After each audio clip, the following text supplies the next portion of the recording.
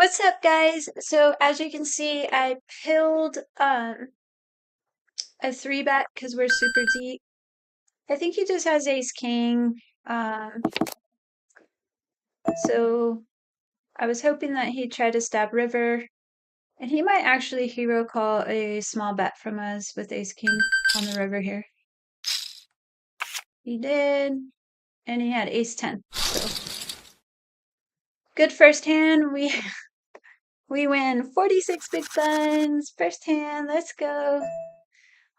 So I hadn't seen the massive millie, and I posted that I was going to stream the 330 100K GTD, but I'm going to stream both of them. So this one started first, the other one starts, oh shoot, it might actually start soon. And so we'll jump in that also. But for now, we are playing the massive main event in Club GG Poker. If you guys have not joined this club, you definitely got to get on it, guys. This is the club to be in. I absolutely love it. Making some money, getting some light calls. You guys are giving me the good luck charms, so I'm running better. So I defend King Jack in the big blind and flop an open ender.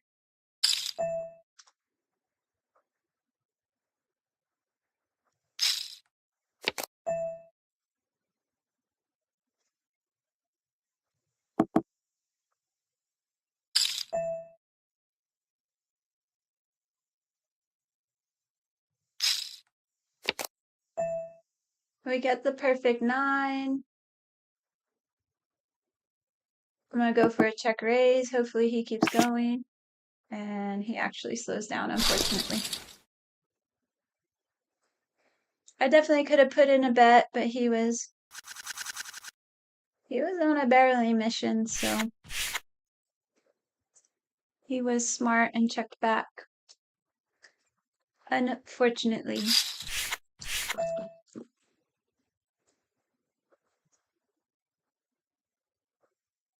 So just like that, in 2 hands, we are 24th in chips out of 147 players.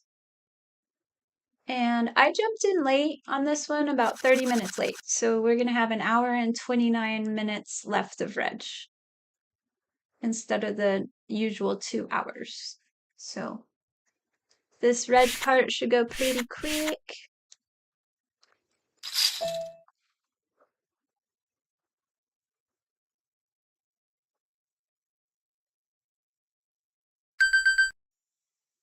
Put in a little raise here.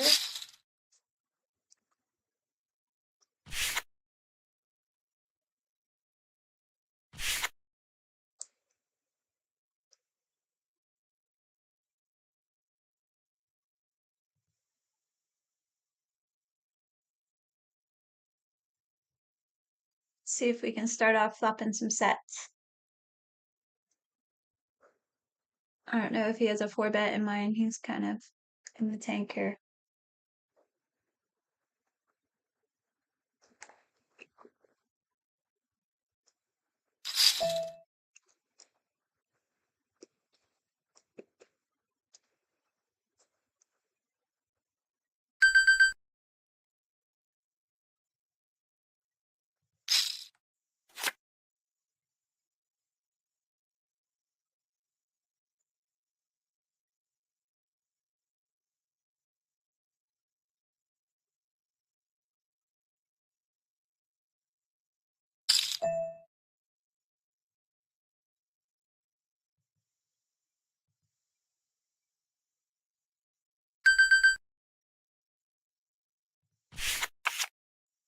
Well, it's definitely deep enough to set mine on there. So he definitely has an overpair. We just get a stack if we hit a set, so that drops me a little bit.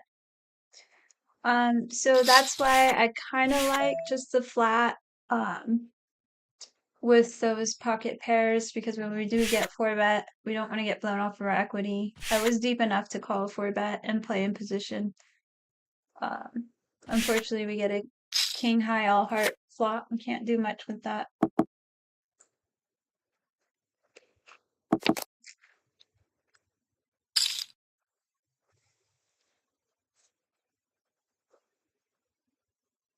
So just like that, I'm 45th in chips now.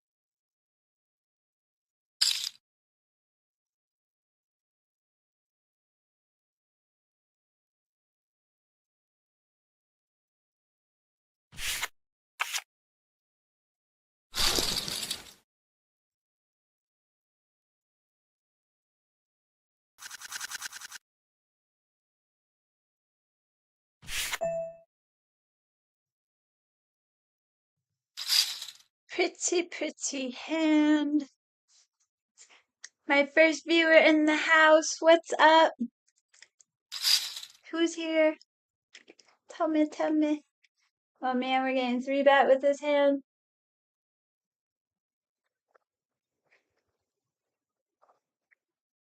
Pretty small sizing too.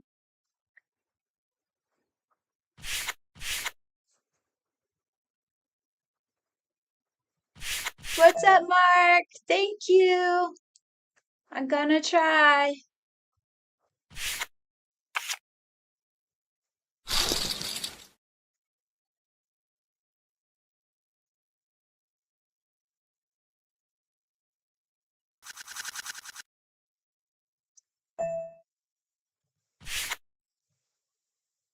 Yeah, I could have pilled there, but 2 is small sizing, and then our positions were both pretty early. I don't want to get into a situation when he has, like the ace kings and the ace jacks, and he has his damo, he's in position, and then we gotta play the hand out of position. Suited, I could easily just pill there, but I try to avoid tough spots to maneuver. I'd rather be the 3-better than the caller there and play out of position. So, I mean, it could go anyway. I'm sure that's a call a good percentage of the time, but I did not want to play that hand in that spot.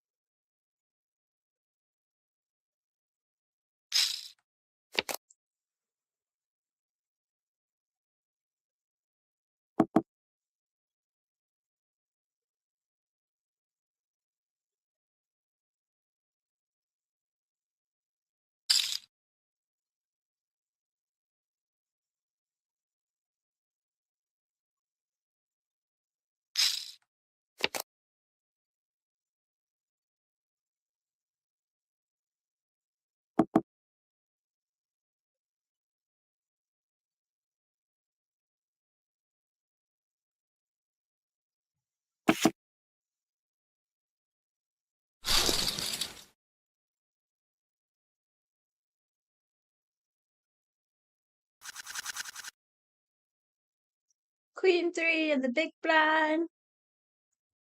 Not the prettiest hand.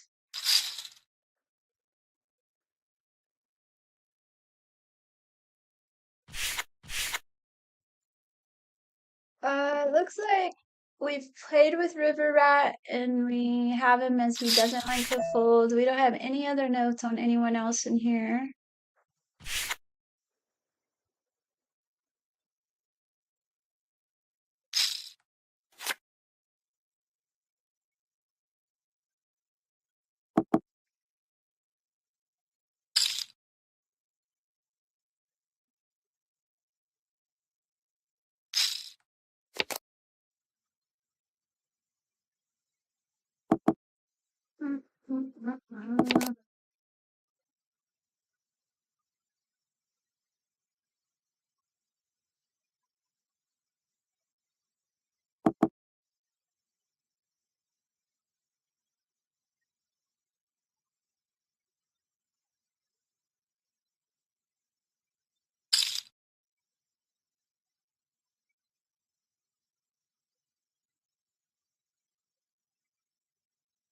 What you up to tonight, Mark? Are you playing any Club GG Poker? You better be. All the good tournaments are today.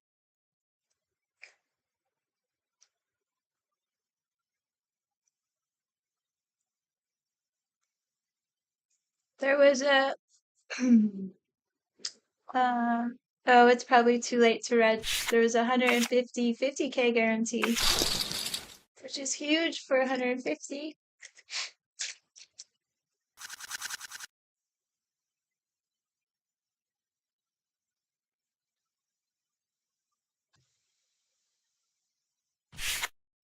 I got ace 8 in the small blind. Let's see what unfolds. I'm guessing rebuy too much is going to make a raise. And we are going to 3-bet.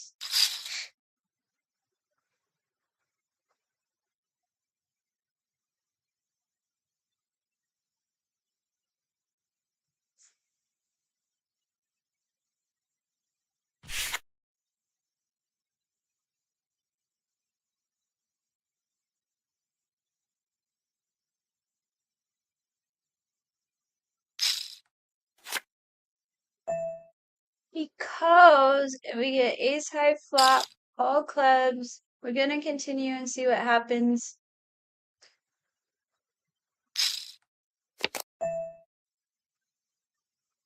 Because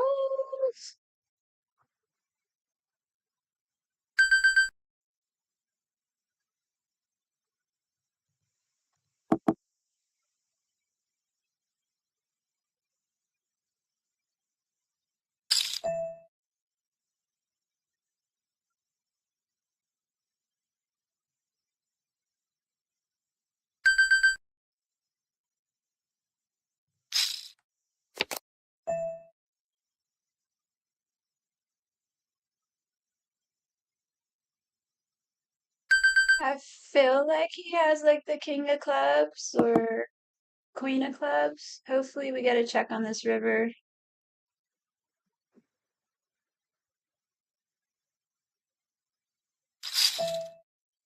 Dang.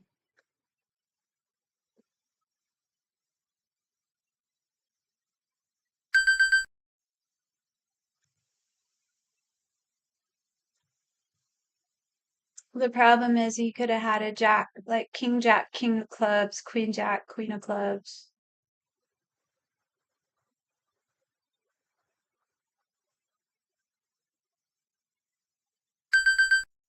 Tough. Gonna have to fold.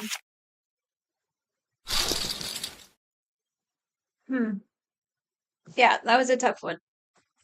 I think he definitely had the jacker. He could also had a bigger ace. He called a big 3-bet.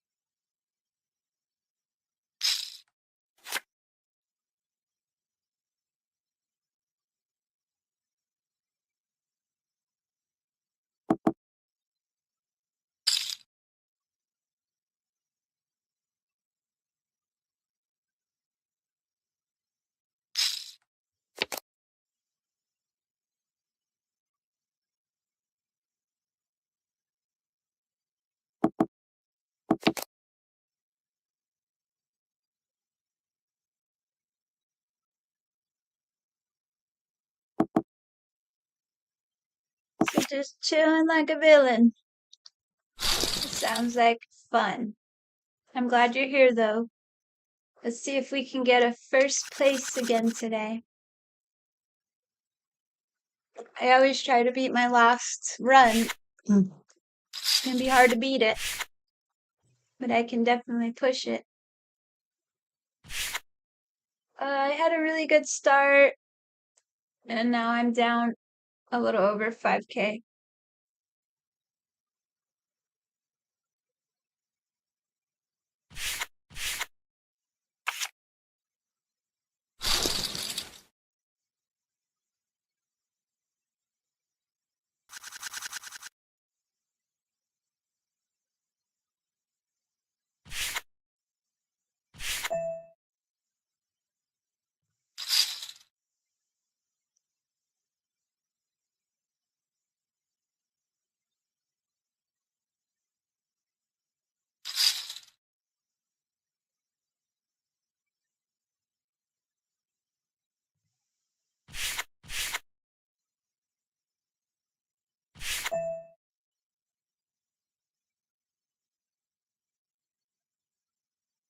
So this guy has 3-bet me twice already. I'm gonna have to find some light 4-bet.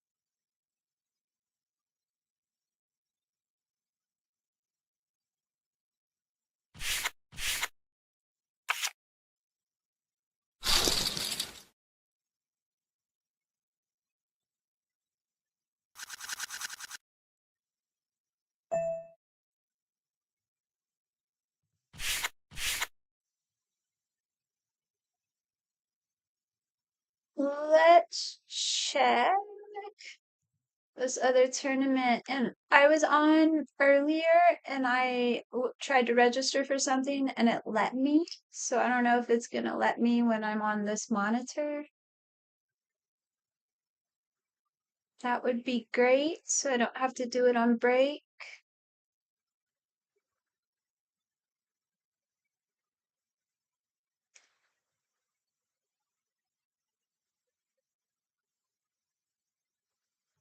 Okay. This one starts in 43 minutes. So I'm gonna set a timer.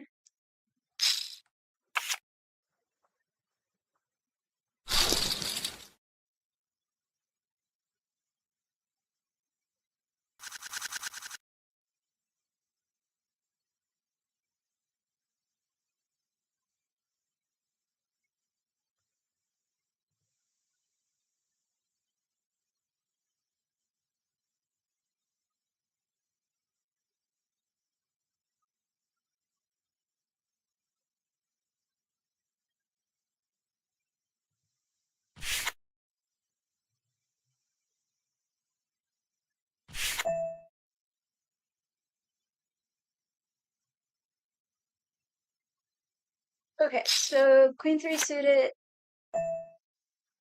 We're going to defend. And we got some backdoors.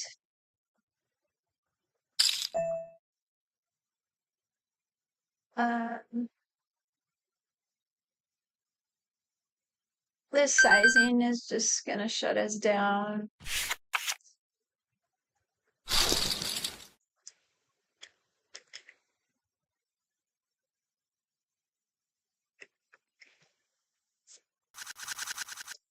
Unfortunately.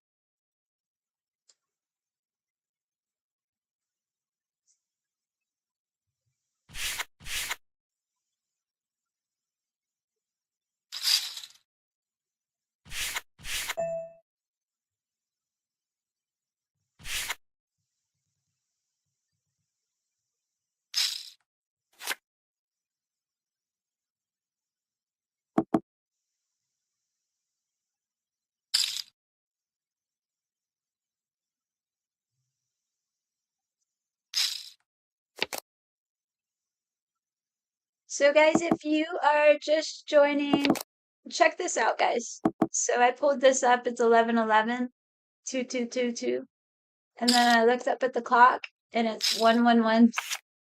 Oh wait, that closed it. You see this late reg? 1 hour and 11 minutes. Good signs. Good signs. Can we win one? I am on a good streak. I've done third in 100K GTD and then first. So I'm looking for another first.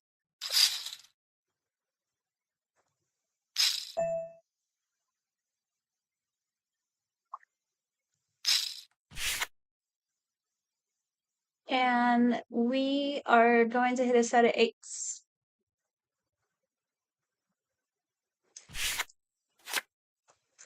Holy moly. And he's betting. He betting. Oh yeah, he betting.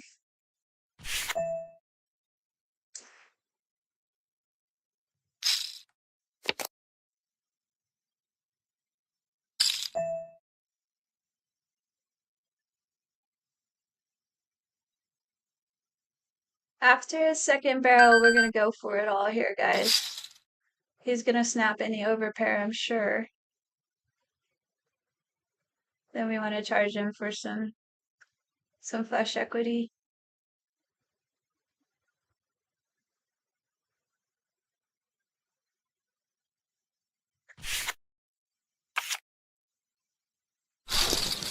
He bowed it.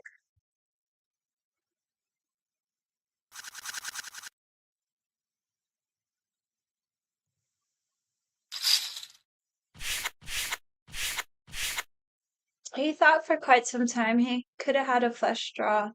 And I made it too expensive. The problem is if I like click there, then if he pills and then the river comes club and he just rips in from there, it's like, are we really gonna fold our set? And these guys have a tough time folding in this club. So I definitely want to, with him barreling twice, I think that it could have been an over. Obviously, he didn't call, but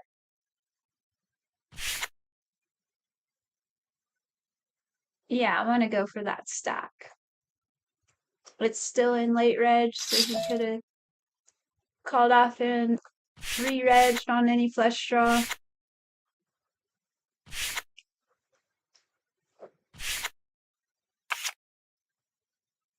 Okay, well, that was a good one. We are back. We're 83rd in chips now of 171. And we have ace jack suited.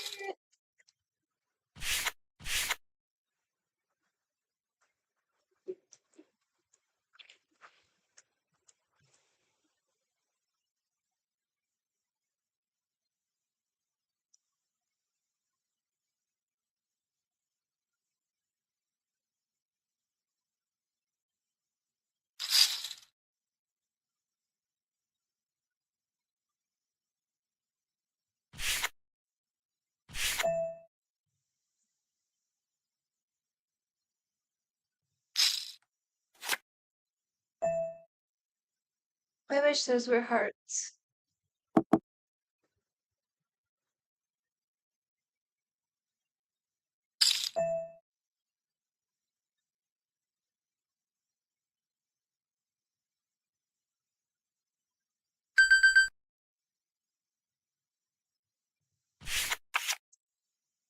Unfortunately, can't do much about that board.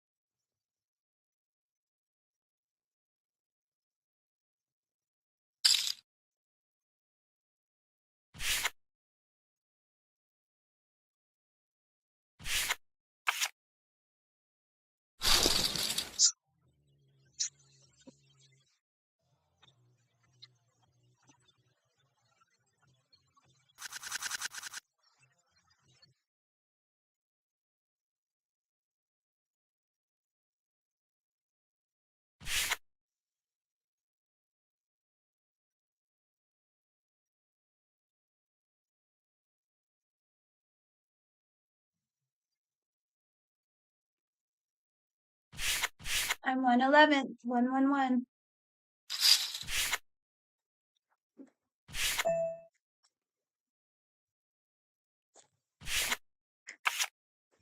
So the stake hunter is going to be one of our most aggressive.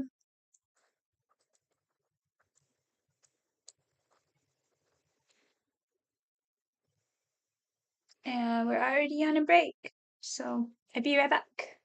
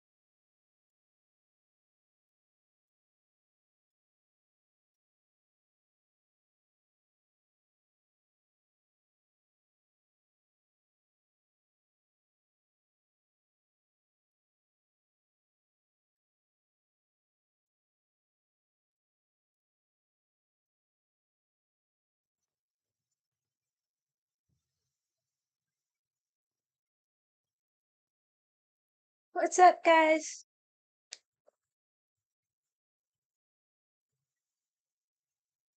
If you are just joining, we are on a small break from the massive main event, 440 buy-in, 150,000 GTD.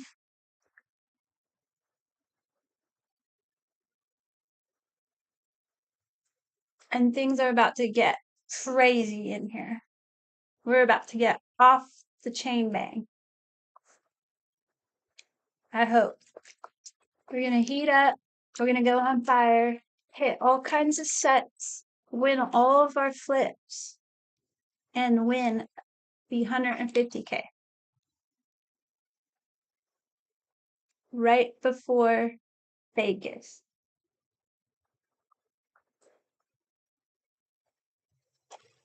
Would that be the coolest? I gotta show you guys this thing I got. I got it off of Amazon, and it's um small enough to travel with. It has like 5 different heads, and it's to massage, and it has 5 different settings, and it's amazing.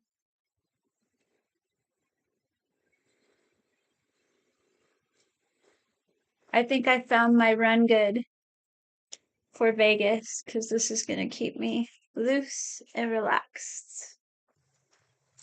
I'm very excited about Vegas.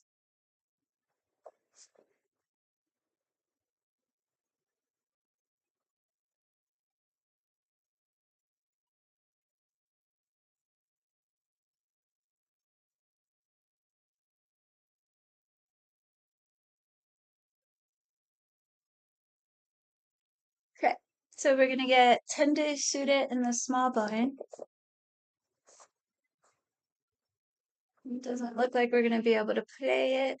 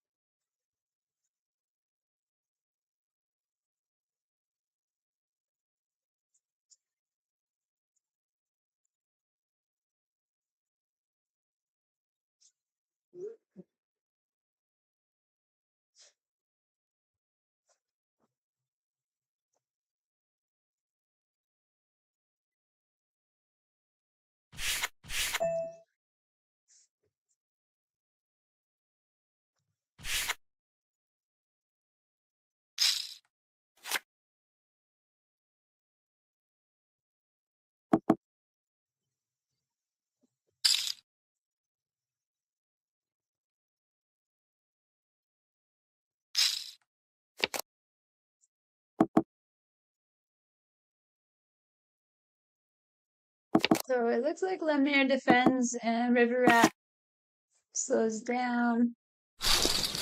Um,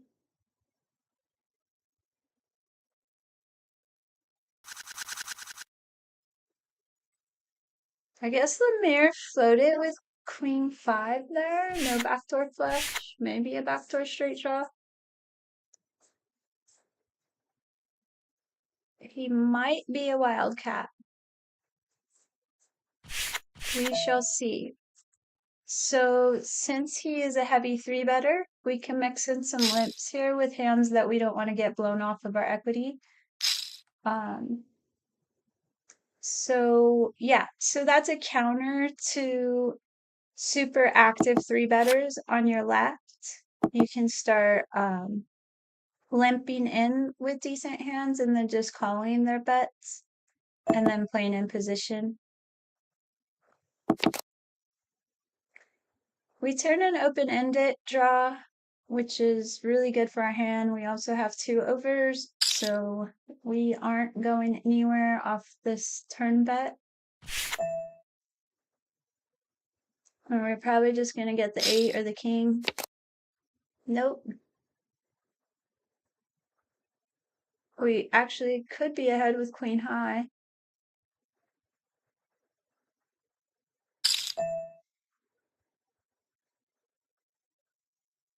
And we're not going to be able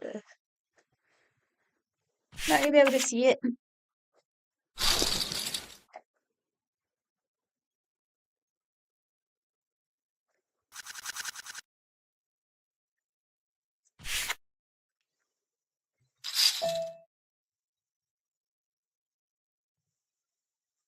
I'm not a big fan of limping though. I mean, a lot of times I still just come in raising just because you're driving the action. And if I open and fire flop, I usually just take that down as opposed to having to play versus two random cards in the blinds when the small blind will normally come in if I limp, and then the big blind will be in. So yeah, I mean, I'm not a big limper. I don't like exercising the limp. It's hard to balance with big limps because when you limp huge and you limp re-raise, it's hard to have those light limp raises. So yeah, I've never been a big limper advocate, but there's definitely places and times for it.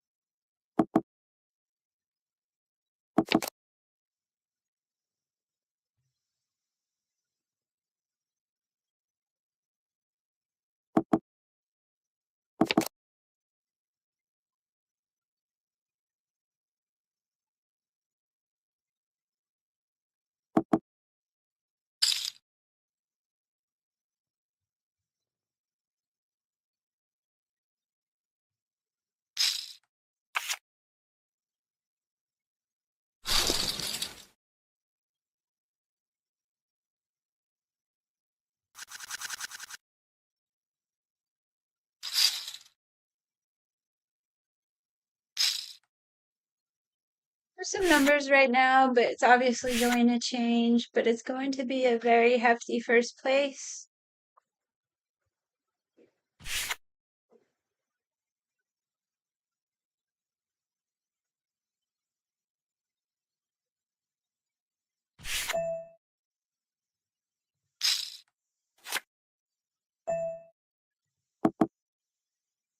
No set there.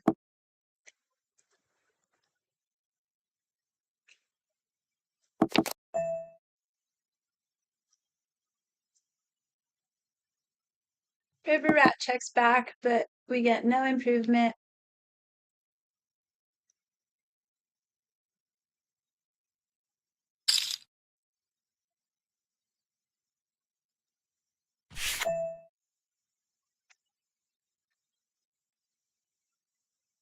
And we out.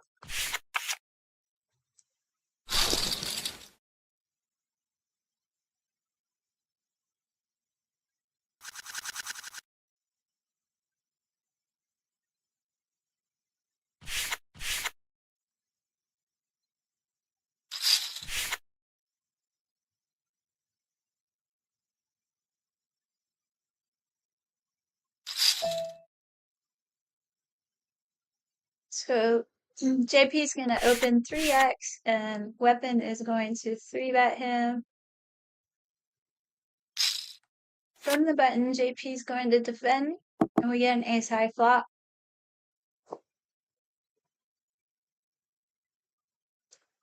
JP's going to go ahead and check that ace.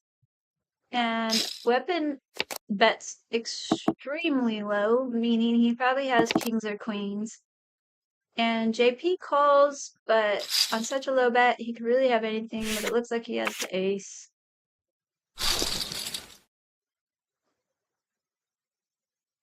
Weapon's not happy, but he has to fold. We get a lousy 4-7 on the button. Probably gonna have to put this in our fold category.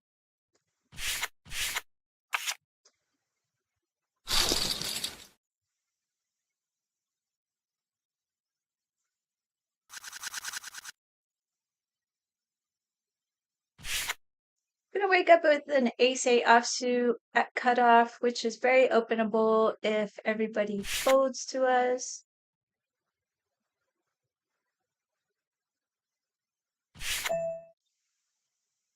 Lemire likes to 3-bet here. So he actually just takes a call.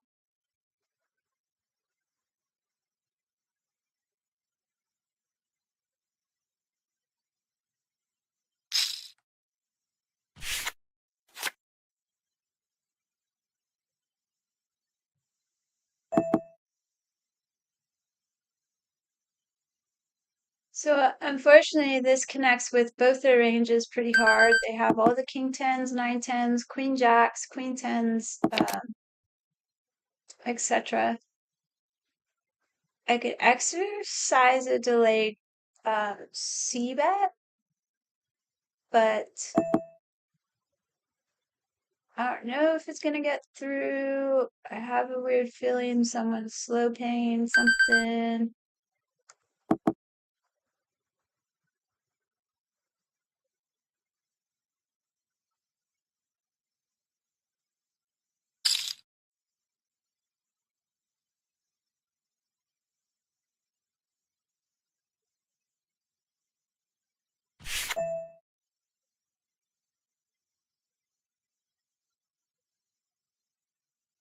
Yeah, I'm just gonna have to let this one go.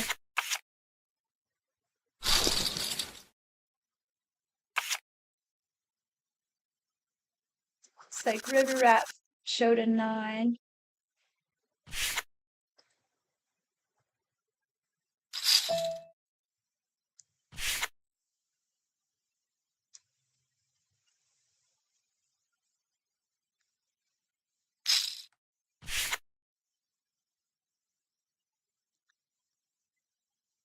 I don't like the way I played that hand. I'd rather take a stab on it with the king high, and then if we run into resistance, we can just let it go. But once I check the flop, I'm kind of letting them know that I don't have the king. And then they can stab easily, and then I just checked on the turn. So I don't like the way I played that hand at all. Sometimes we do some weird stuff, but it did connect with their ranges really hard. I also still like to just keep driving, especially on a king high. They have a lot of hands that didn't connect, and I definitely could have delay seed it. So I don't like that I didn't see it. I don't like that I didn't delay see it, and I don't like that I just gave up that hand. So poorly played hand.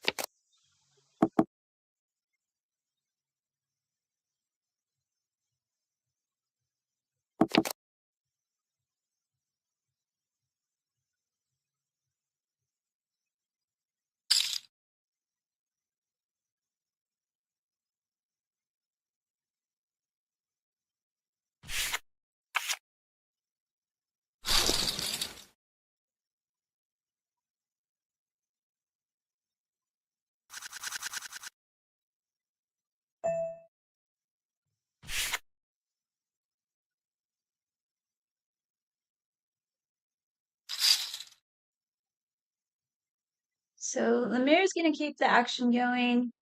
He's gonna men click this up.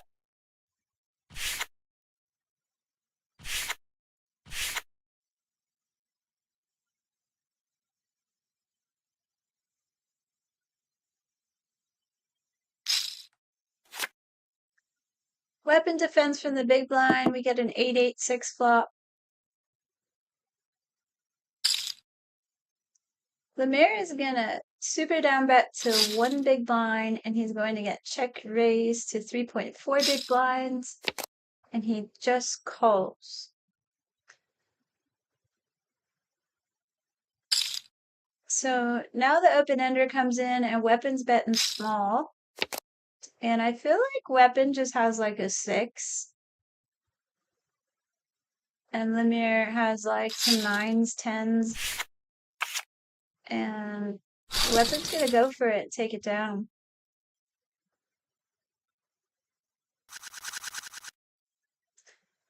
Blinds are going to go up on us, so we went from 29 big blinds to 23.7. We get a measly queen deuce in the big blind to a 3 big blind raise, and we are out. JP scoops it.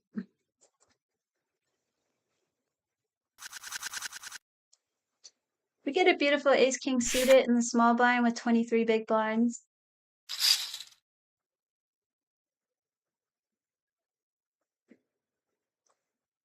Let's get this double, guys. Let's go double double. Let's go double double.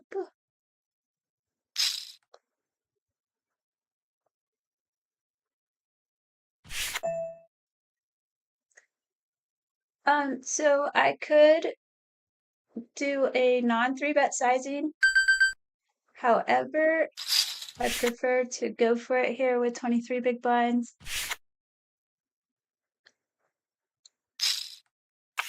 We do get a call, and he flops a set.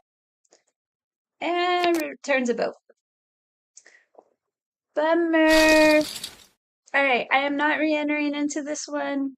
And let's check out. I played a little bit earlier and I kept running into sets.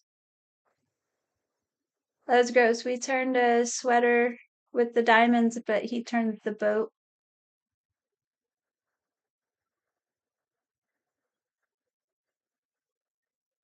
Okay, so the Mystery Milligan starts in 12 minutes. I'm going to keep this up and running.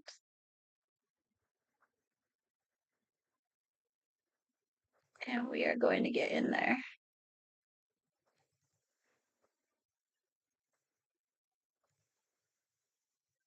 Let me register. Okay, cool.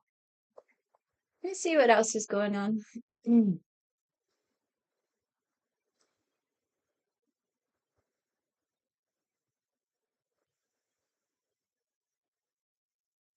If it wasn't so late, we could get into this 6 max PKO, but it's only got a few minutes left to reg, so there's no play, no chips.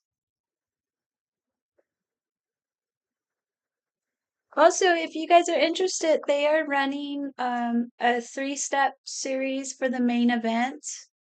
This one's an 1100. It gives 50K worth of seats, GTD. And then I forget how much the other steps are. I think maybe one's like 110 to get to this one.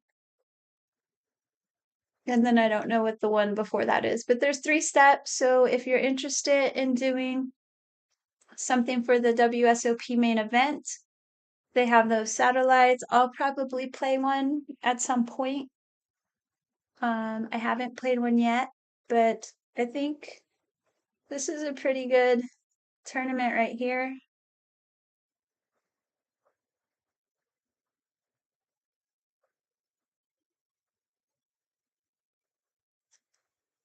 Let's see how many it's giving. This one's giving 1 to 5, and then, so basically 6, and there's only 71 total players. So that's pretty good. So if you guys are just joining, I just busted the 440, 150K GTD, but in about 10 minutes, the 330, 100K GTD is starting, and it's this one. This one's a mystery bounty. You guys remember how much fun we had in the mystery bounty when I took third? This one's not a 6 max, which is a little sad, but it's okay. And we got 9 minutes until go time. I busted with ace king suited versus sixes, who flat it cut off and then called off our jam for 23 big blinds.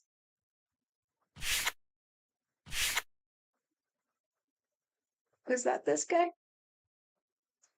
I think it was this guy.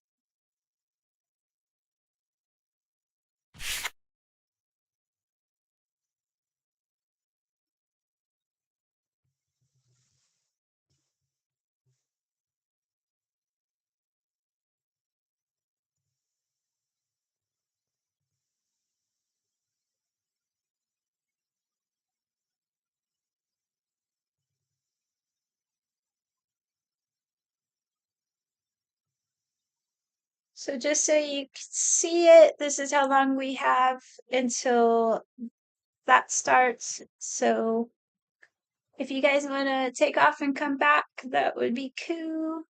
If you want to hang out, that's cool too.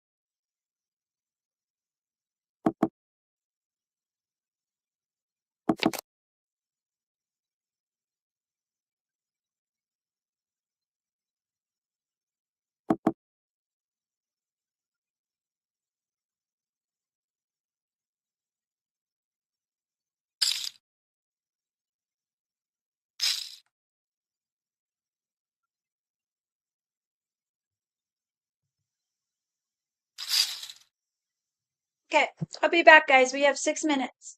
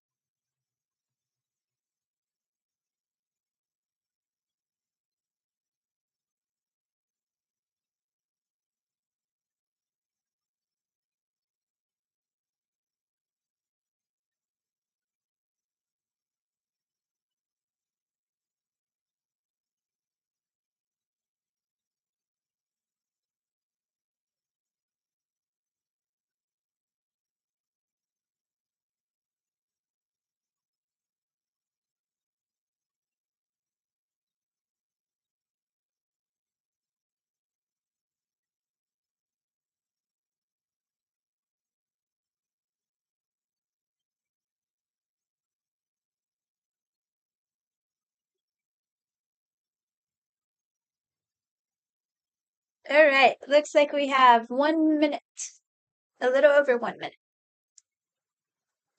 And we get into it.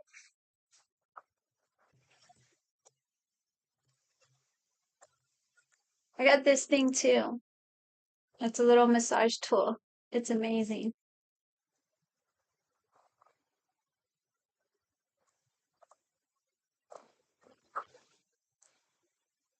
Oh, I'm so excited. Mystery myth. Okay, so these mysteries are so cool. The way the chest comes out and vibrates. I love, love, love it.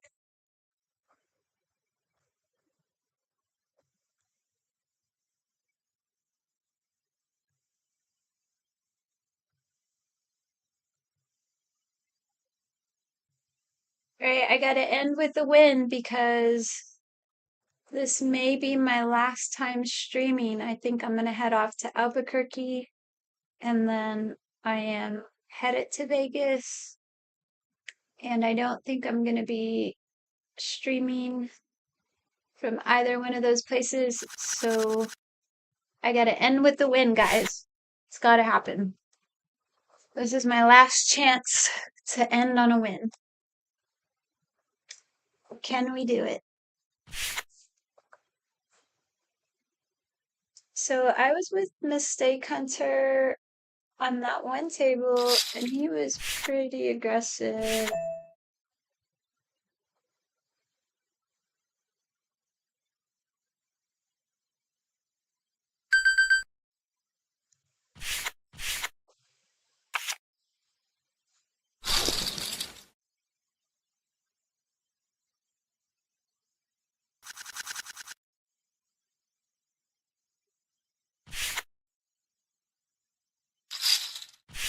So Sawmill Thug is sitting out, and Lego Lasser is gonna seemingly open a lot. He goes 2 in a row, no resistance, takes it down.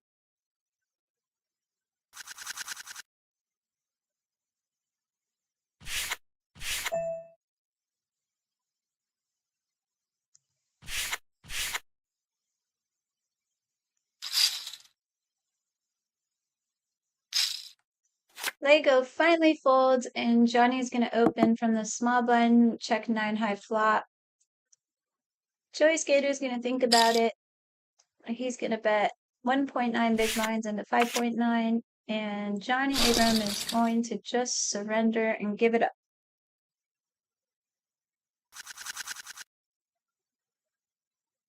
Holy moly, we have kings and a raise.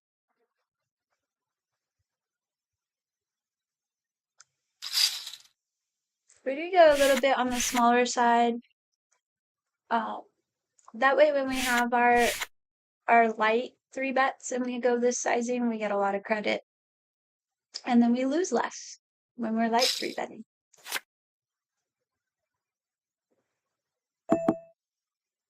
So we get a Jack 10 8 flop.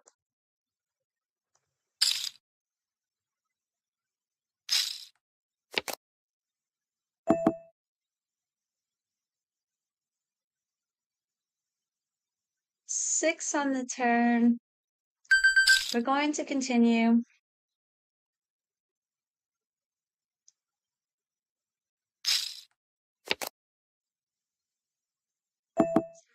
Get a dreaded 9. And he just had ace king, and we are going to scoop. It's a very good start. I wish he would have 4-bet us. He didn't. That could have gone a lot differently if that ace king was in someone else's hands, but I'm not going to complain. It was a good hand, and I am opening up out of the gate, second in chips, 2 out of 56. Nothing to brag about. As you guys know, it's very early, and we just started. But it's nice to see the 2 above my little rank.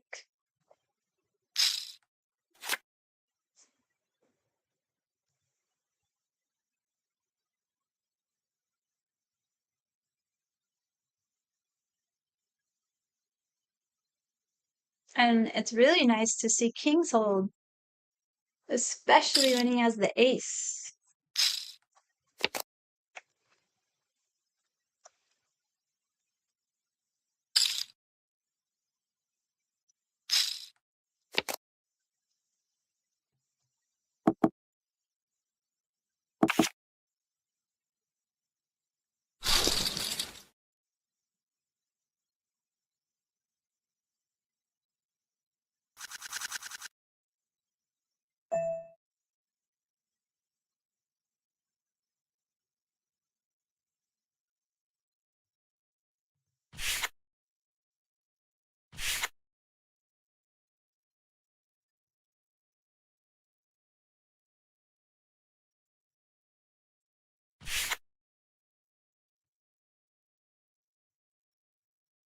Alright, it's gonna fold over to Lego Lazar.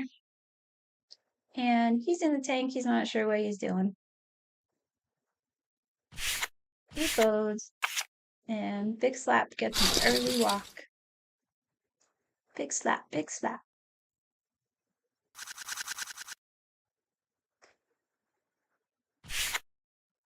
I have a not so fun 4-5 offsuit in the big one. And I have some notes on dry bones. It looks like air into river, wait, air into two of us with queen high on the river. So, Lego Lasser might think I'm a fish. He's going up to 4 big blinds. Just kidding.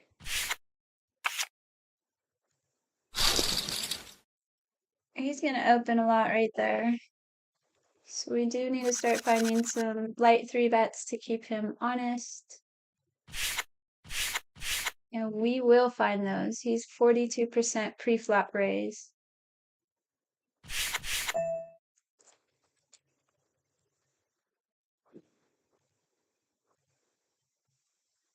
I got Queen Jack off, and I'm going to play this as a lamp call.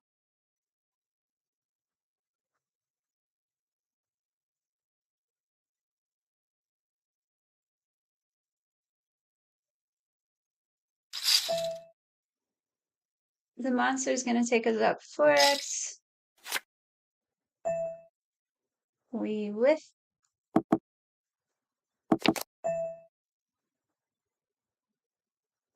He's undoubtedly going to bet this king, and let's see what price he gives us, because I do get a lot of 10s in my life. They always see me, and we could also have 2 overs. He checked. What in the world? I don't know what I could rep here. He might call us with ace high. We could even be good with queen jack. He could have queen 10.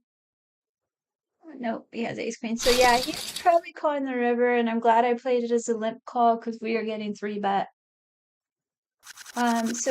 So yeah, like that goes back to when I talk about fill. Like a lot of times I'll just raise that there. I kind of felt like we were gonna run into it, so I played as a check call. What's up, Daryl? Thank you. Appreciate you. I hope you're having a good night. I already busted the 150K. Ace King, 23 big blind, 3-bet shove, and 6 is called off. Flop the 6. We turned a nut flush draw, but it turned him a boat. So we got turned dead with the nut flush draw and 2 overs, unfortunately. And we are now in the 330 mystery bounty, 330 buy-in, 100K GTD, and yeah, this is the one similar to the one I took 3rd place in, but that one was a 6 max, and that was really the only difference.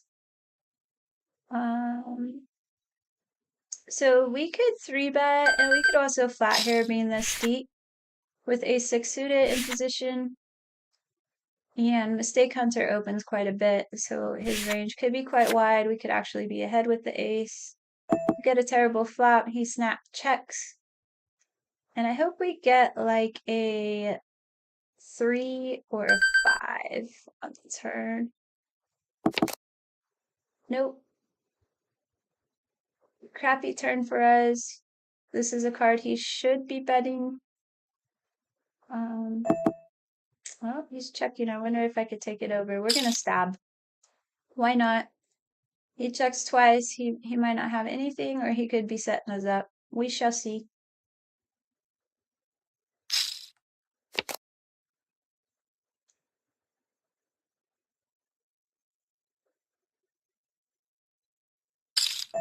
Yeah, he just has a monster. He probably got fancy with the flush draw and didn't bet it, and then I think he got fancy and he turned a flush, is what I think. I could be wrong. He could also have had like I don't think he has the jack because he didn't bet the flop.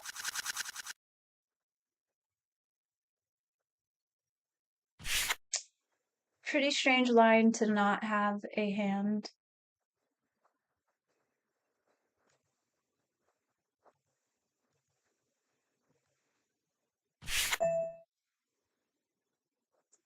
So Jack 9 suited, 221 big blinds. We're gonna open it.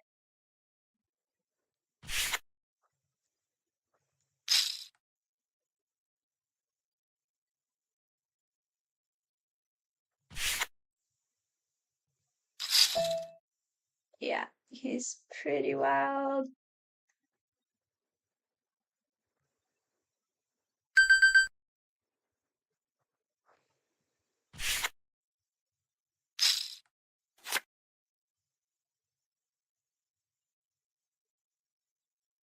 It took the fold option, but Loco Dice took the call option, and now Lego Lasser is checking a queen deuce deuce flop and pounding the turn.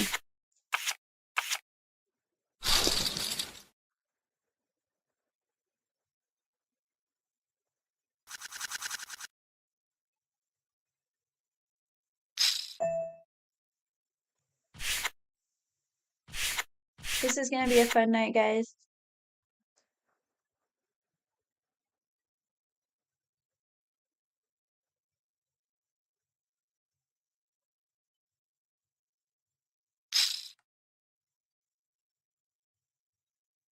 Are you watching this? Are they on Poker Go, Daryl?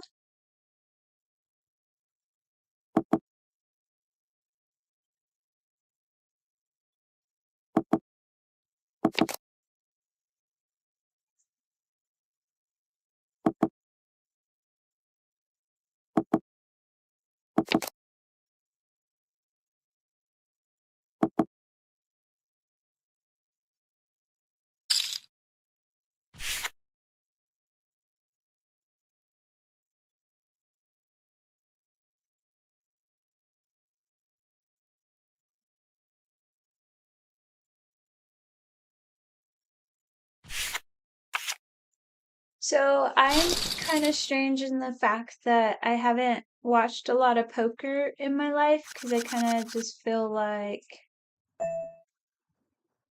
I play a lot, play all day, and to watch it is just a lot, I feel. But I started watching Triton, and I really, really like Triton because I love the commentators. There's so much value to watching the Triton because of the commentators. Like, they break down all these spots and hands and ranges, and then sometimes they have some of the best players come in and do the commentary, and then obviously we're watching a lot of the best players in the world. So that's been my jam and my juice watching Triton the last couple of weeks. I absolutely love it. And maybe one day I'll be playing in Triton.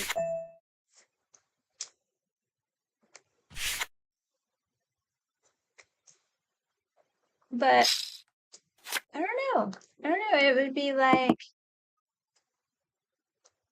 I guess, more to show off your skills because it's kind of hard to sign up to play against all the best players, and like there's really no scrubs in the field. I guess just a couple.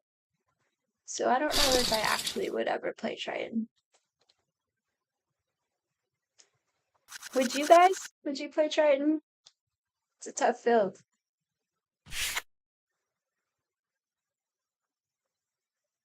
Tough field, but it would be fun for sure. And it would be a huge achievement if you won against that field. Best field, Indie World.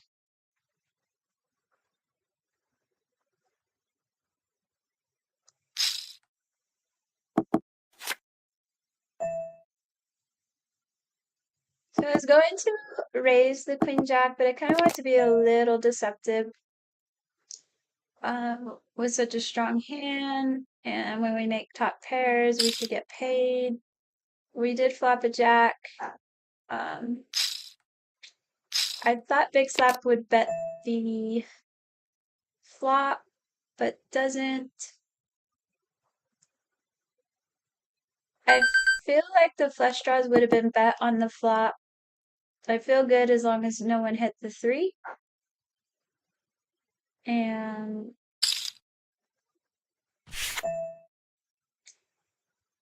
oh boy. He's just flat at the turn, so he has some 3s. I guess he could have some flush draws that he didn't bet off the flop. But he has some busted 10s, some 9s, some 7s. I didn't bet the flop, so he don't put me on the jack. I checked. Alright, we're gonna have to pay him. He hit the flush. Yeah, I've been running into it today. What's up, Art? Welcome, welcome. So glad you're here. I'm not doing entirely great today. I've already busted the 150K.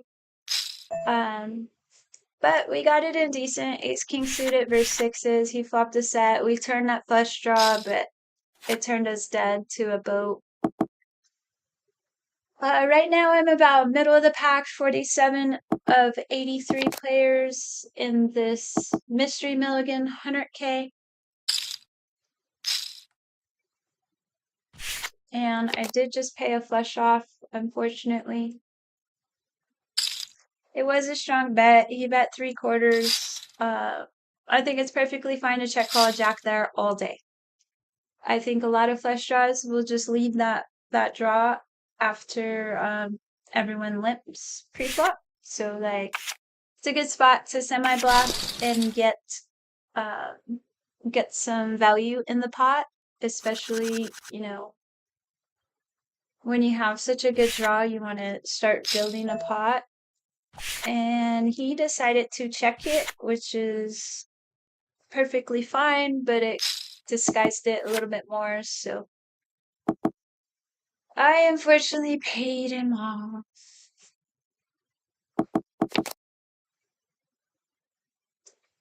I was also under repped because I checked top pair off the flop, so he could very likely think that his pair of 9s or some type of middling pair that he had in his hand could be good. So he could have went for value there with a 9, thinking that it was great because I checked. Obviously, the way I played it, he probably didn't think I had queen jack the way I played it. But his sizing does tell a good story, and usually when they go on the greedy side, which is 3/4 or pot, and a lot of times like grossly over pot is usually when they have like a significant hand. You'll see it a lot, and you'll see me do it a lot with big hands on this site. The players are really, really call happy. They overcall, they're pretty sticky, they call a lot of light pairs and a lot of light hands. So I'm not really trying to be deceptive or balance my bets as much when I have a field that's going to overcall and, basically just call too much. So we can use, when you have a field like that, you can use your 3/4 and pot size bets more often. A lot of the players are not gonna think that it's a monster hand. They're honestly just more focused on their hand than anything else. And they're not paying attention to sizing. But if you're playing against a good player, you're gonna want to balance that sizing, and you're going to want to be able to have some small thin value bets when you have big hands, and then you're also going to want to have some big bets when you have big hands. That way they can't decipher your sizing. So you always want to keep them guessing. And then also when you're doing it, you want to keep in mind kind of where they're at in the hand. What do they have? Like, do I have him on just ace king and ace high? Am I gonna bet 3/4 on a busted river? No, he's not. usually going to hero call ace king for that sizing. But if I have him on ace king or a weak pair, etc., like that, you can disregard the fact that you want to balance in any type of way here, and then you just want to target the hands that they have. So if I have someone on ace high and I think he'll hero call a very small bet, then I'm going to go very small. And if I have him on a straight and I have a flush, then I'm going to bet as much as I can. Pot, sometimes over pot. So I do bet a lot based off of my reads also, which kind of in a sense balances me because it's all over the place and it's more based off of the player and the circumstances as opposed to balancing. But when you do it differently throughout the night and you're kind of all over the place with your sizing, then it starts to basically spin some heads. It's real hard to tell what I'm doing when you're switching it up often. And the balancing is like more when you're playing like really tough players and they're all playing really good poker, they're all like GTO players, then that's when you want to try to balance more than anything because you're not exploit sizing. So like versus this field, I'm exploit sizing, and versus really good players, like all my tables at this last year main event, these guys were nuts. They were literally amazing, and there's no way you could exploit size them. They would absolutely pick up on it. So that's when you have to really start working on balancing your bets. So I did this once light, I showed it down. I'm going to do the same thing heavy and show it down. And yeah, do you guys have any questions about that? You probably all know it. I'm just rambling.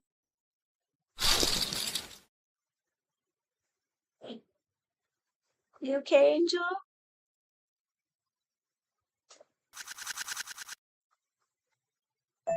We got a pretty ugly 8 deuce offsuit under the gun that we're going to have to let go. Looks like Cinnamon Twerk moved in. So that's kind of weird. It looks like almost everyone's a new player except for me and Lego Lasser, so I don't know if they moved those tables together, possibly. I don't remember any of these names. But I believe I've played with Anderson and maybe even Spicy Mayo. There's the 111 again.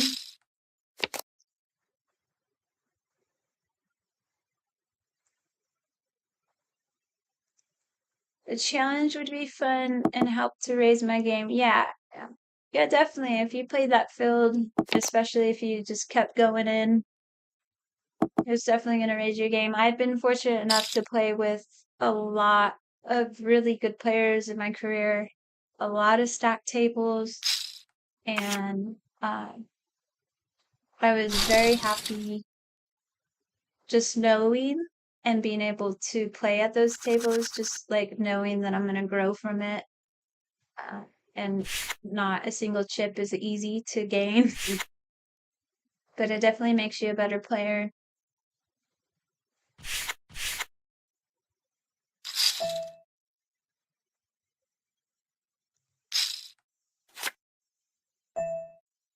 So I could 3-bet this. I like to flat a lot of these hands here because when it's the button, he's got such a wide range, right? And he's gonna rep like the king high, the queen high boards usually. He doesn't this time. And then a lot of times they'll double barrel.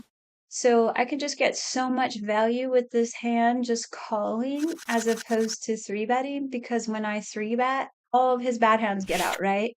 I get no value, and only his good hands usually. His better hands are gonna either 4-bet us or pill, and then we gotta play out of position. but I like to keep his bad hands in. I like to keep him barreling. Most players in his spot would have barreled the king high board, but he didn't. And then now that we're in the small blind versus his cutoff instead of his button, we can go ahead and 3-bet the king queen. But yeah, in that last one, I like to defend these hands because we could also rep lower boards, especially when we just call. So I feel like it gives us a double edge. Like instead of 3-betting, he just snap folds. We call and we have a double edge because not only do we have a really good hand when the king and queen comes out, we get paid, but we also have the illusion that we could have any of those small cards. So when it comes 3, 4, 5, 4, 5, 6, 5, 6, 7, 8, 9, 5, all those boards, we could like float take over turns. We could even check raise those boards. So we're like super under repped at the same time. We're able to rep a lot of the boards when we go bricko.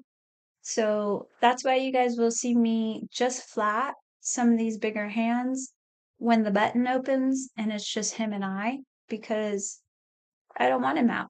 I want him, I want to play with him. I want to realize some equity in my hand, and he's just going to fold most of his hands because his range is too wide open on the button.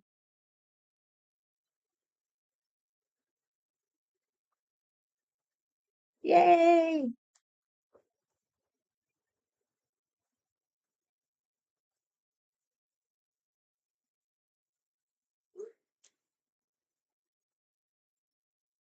What do you guys like to do? Do you always like to 3-bet those hands? Well, and then like here's the other thing though, is like sometimes it backfires, yes, because what can happen is they have any range, you're just flatting, so you have no info on what range they actually have, and then they can crush some boards, right? So you're like, dang, I wish I went to let them in that cheap. But honestly, I have no problem playing posts the way that I just played it, as opposed to 3-betting them and then folding.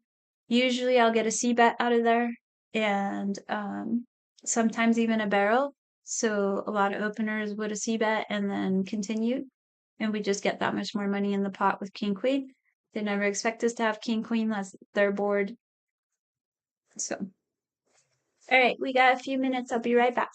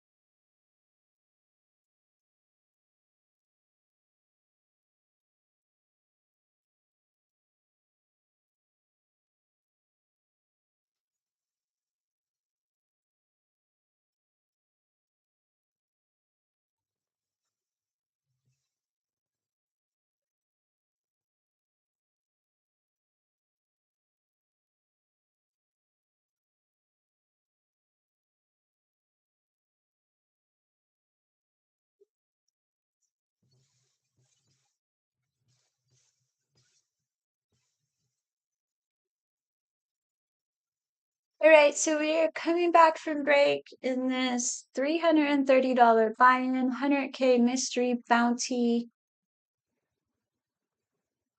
Right now, there's 107 players left of 117, but we still have an hour and a half of late reg. I have 127 big blinds, which is good for a 25.59 stack or 590. And yeah, nothing huge has happened yet. If you're just joining,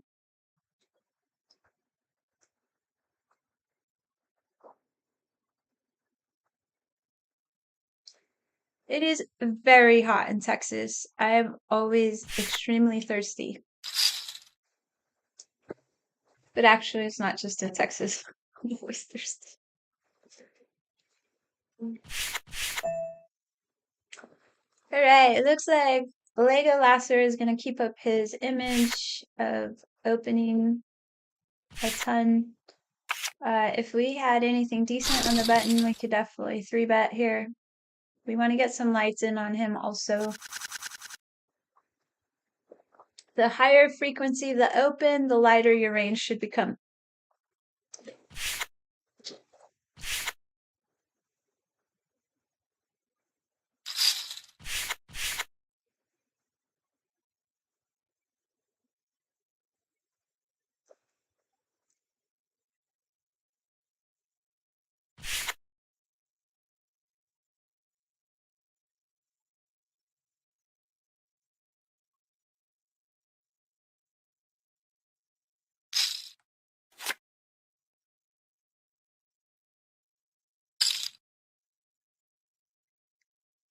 So I missed the first action, but I'm assuming a rat came in raising. Hardaway led the flop. Now he's checking the turn.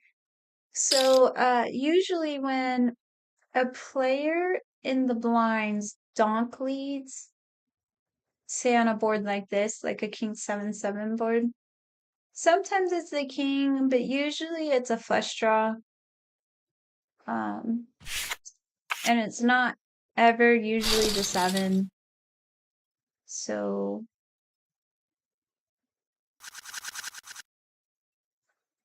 he just gives up on the turn.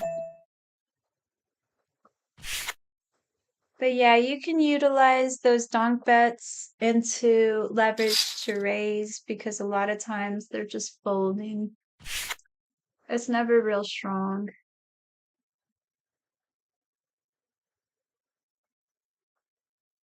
So Murder She Float's gonna open for a min. Hardaway's still thinking about last hand and why he donk lead. Legolasser calls and checks. Got a 3-4-5 rainbow flop. I'm gonna check back from Murder She Wrote or She Float. Legolasser snap bets the turn here. But he does have some 10s and some flush draws. Murder She Float has flush draws. He's going deep. I would assume Lego has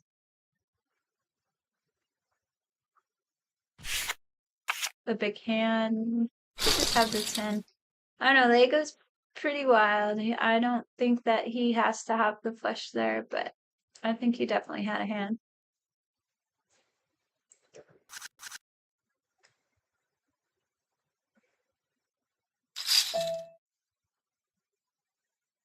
We're gonna defend king 4 suited and flop a king.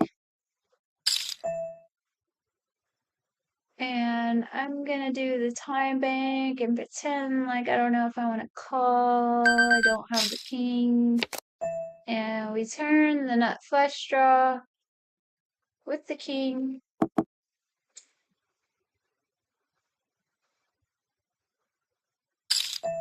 I've been breaking flush draws the last couple of days, so it's time to hit.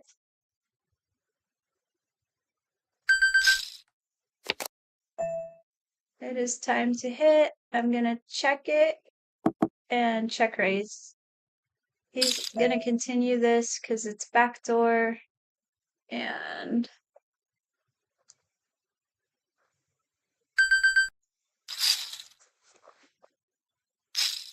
he calls.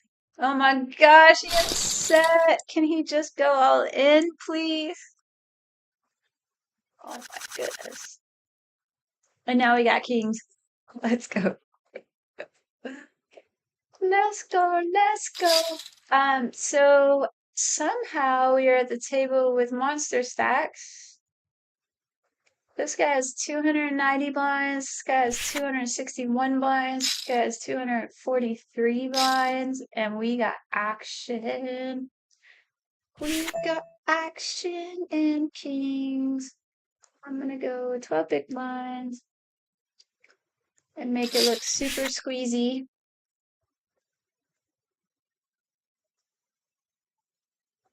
We also want to get out some of those bad ace pills.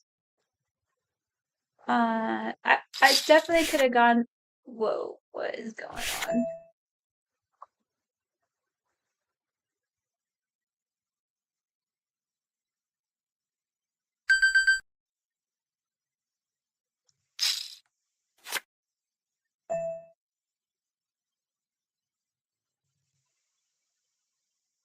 I have him on red, but I got no notes.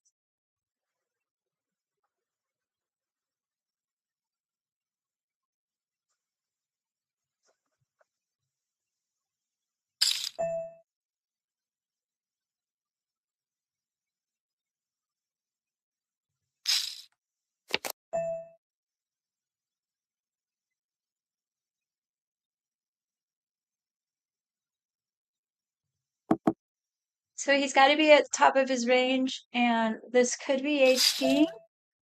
It could be queens, and it could be aces. And I wish I had the notes on him. I think it's ace king.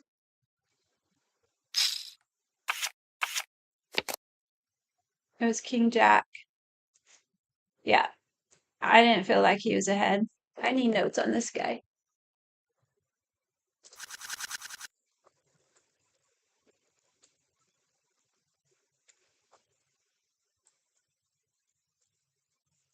All right, guys, we got to stack now.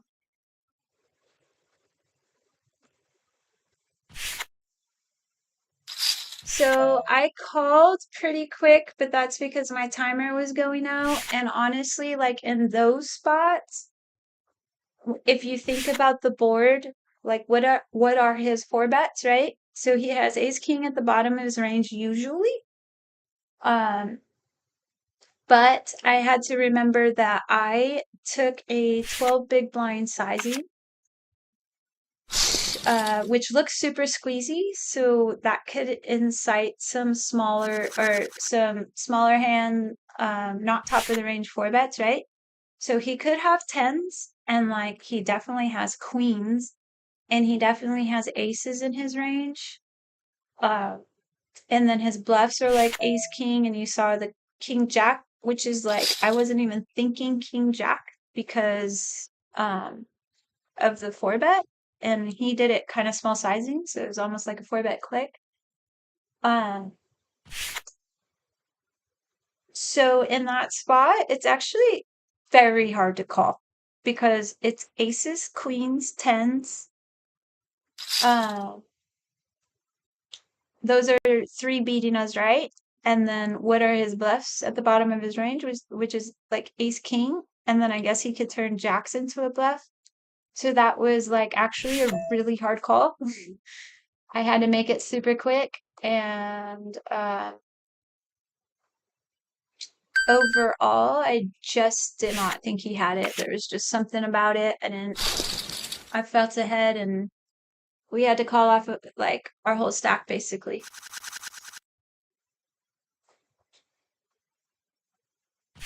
So it was a very good call, and now we are second in chips.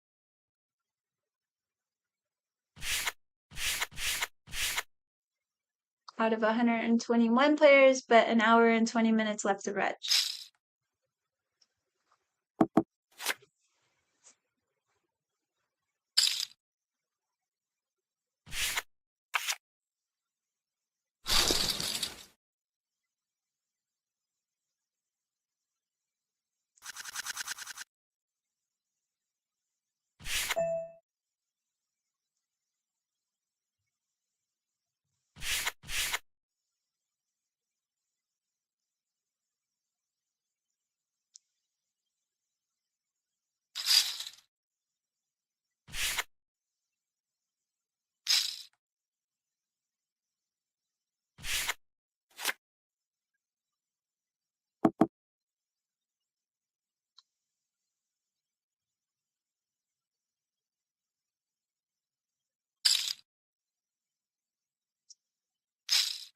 So Lego Lasser keeps following us.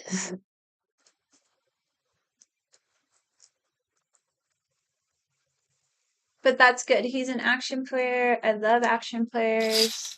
They make the game exciting.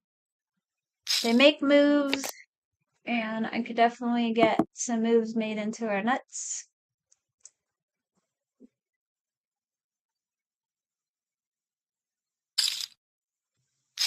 What do you guys think? Are you guys making that call with kings?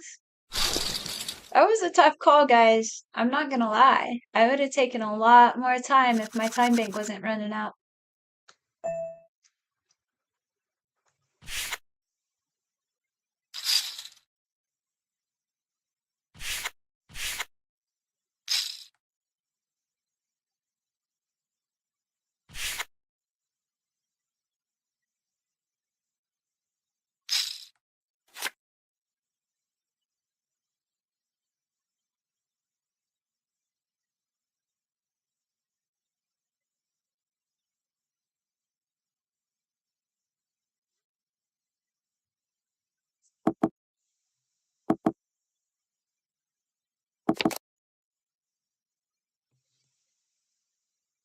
I mean, the reason that call was so tough is because, like, what are his bluffs?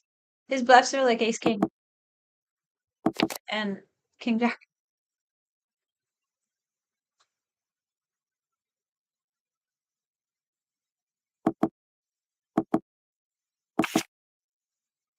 Another little like red flag that I got was the fact that he ripped so deep. Like he just like goes all in 82 blinds. Like it was more like he was trying to rip me out. Just if he has like a set of queens, he bets smaller. If he has a set of tens, he bets smaller. If he has aces, he could make that bet, thinking that I'm on some type of like open under king jack or ace king hand. But I still don't think he bets like that. So the sizing was also kind of a red flag to me that he didn't have his beat. And sizing will give you a lot. Like you obviously can't get no physical reads live or online, but the sizing will tell a story from start to finish. So if you pay attention to the sizing, you can get a lot of your answers correctly. You can get to the correct answer a ton, especially if you pay attention to what the players are doing in certain spots. And if they don't balance or if they don't if they're not a thinking player, then they're just always going to bet a lot when they have good hands and bet a little when they don't, or vice versa. Some people bet really small, praying someone calls. And then if you pick up that pattern, if you pick up any of these patterns, you can pick them apart. And especially in this club, there's a lot of players that are inexperienced. And even on these bigger buy-ins, they're making sizing errors. Um, so yeah,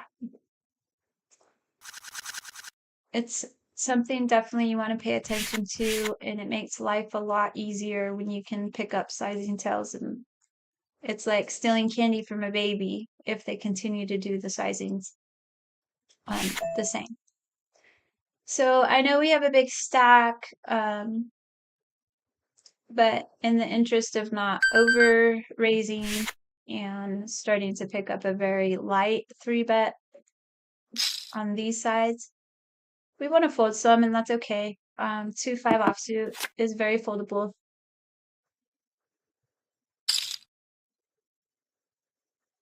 2-5 suited, we just open. Why not? We got the chips to do it. But we also have all these bigger stacks behind us. So it's not like we're abusing small stacks. We're gonna be kind of on even playing field with these two over here. Pretty stacked table. I'm 5th in chip. There's a player right underneath me. There's a player over me. And then that player just lost some, but I mean, he's still up there. So I'm 4th in chips now. So we have 4th in chips at our table. We have 3rd in chips in my table. We have 5th in chips at my table. And let's see where Happy Mask is. He might be like 15th, maybe. Where is he at? He's 12th.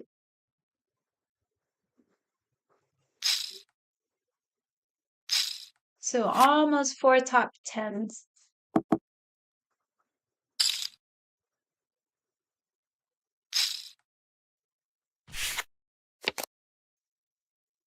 Did you guys not see those kings?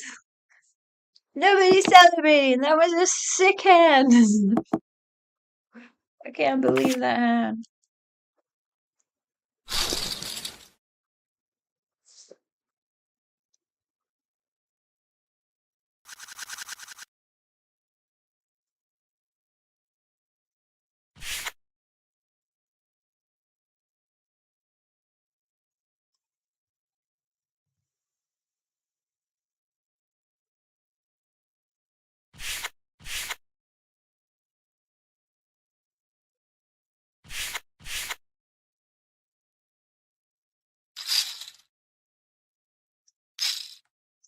Speaking of that hand, I'm going to try to grab that clip of the kings really quick.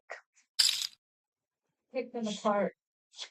And especially in this club, there's a lot of players that are inexperienced. And even on these bigger buy-ins, I've been breaking. Make it super quick. And the bottom of his ring is aces, 4-bet quick. Like, he definitely has. We got 2-5 again. And he definitely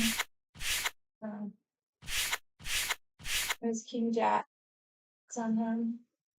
And three lines and enough. Yeah. And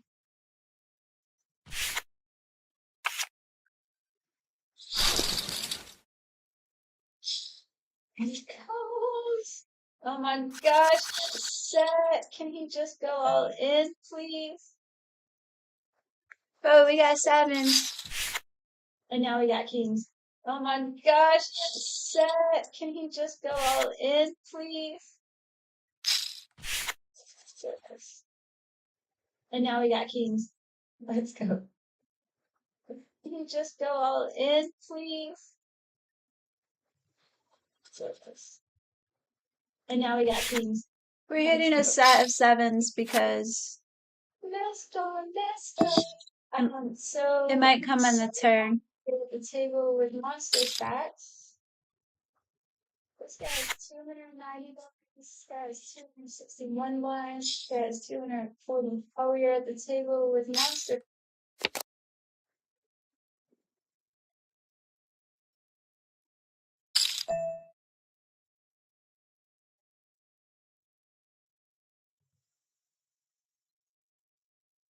I think this is a block bet on a flush draw.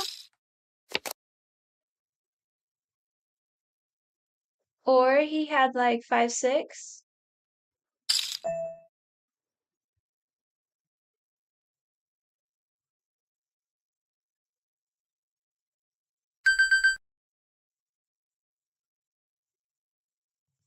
I think he had 5-6 or threes. That'll work. Good call, good call.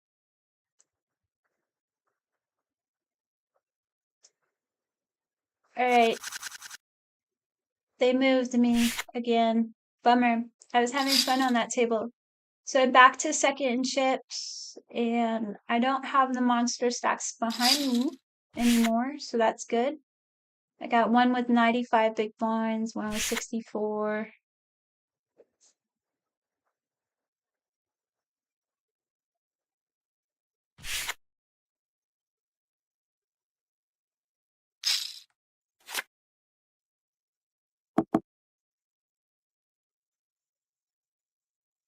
Oh my gosh, that can he just go all in, please? And now we got kings. Let's go. Let's go, let's go. So somehow we are at the table with monster stacks. This guy has 290 blinds, this guy has 261 blinds, this guy has 243 blinds, and we got action. We got action, kings. I'm gonna go with 12 big blinds and make it look super squeezy.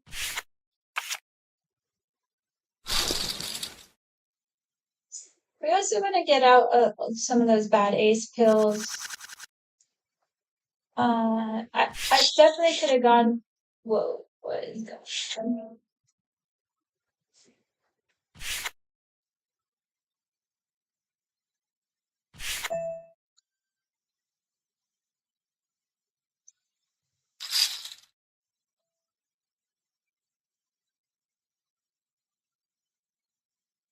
I have in my red, but I got no notes.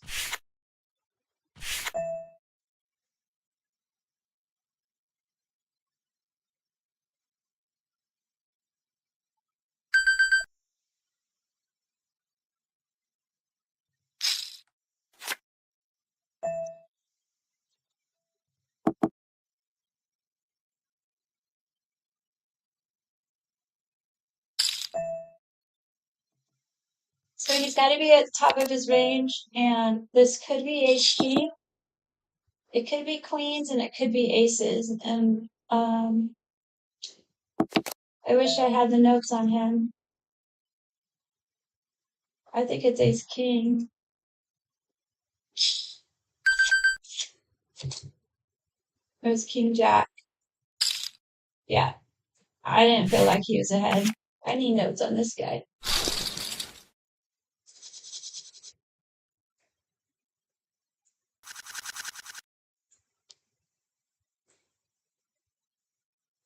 All right, sorry guys. Stack now. I was making a highlight reel for the kings. That's why I was so quiet.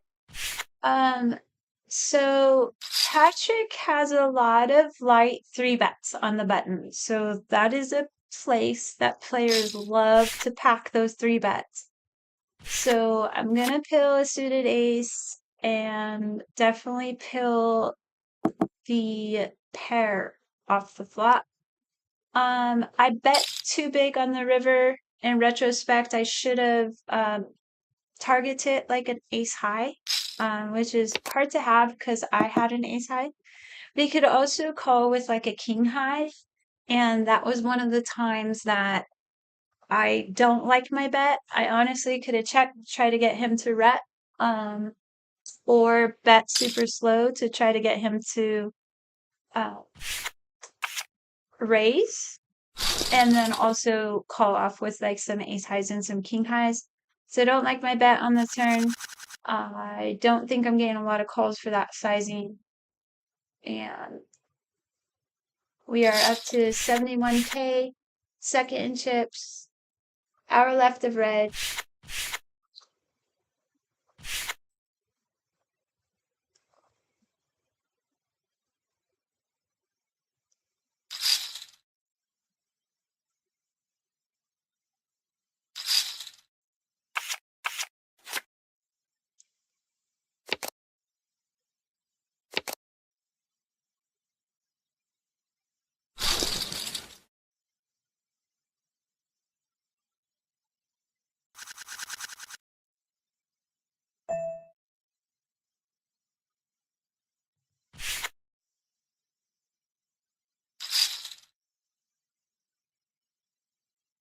I think it's ace king.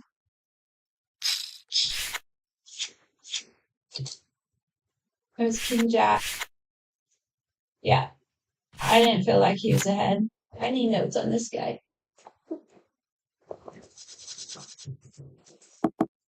Ooh, we're chip leader, chip leader, chip leader. Let's go. Chip leader.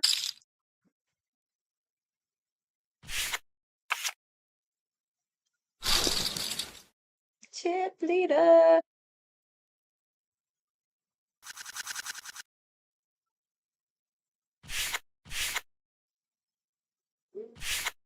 And now we got ace king suited. Oh, Spicy's going all in. Spicy's going all in. Spicy's going all. Oh man. Come on, Ryo. There we go. 3x off his stack is something he's probably gonna call off.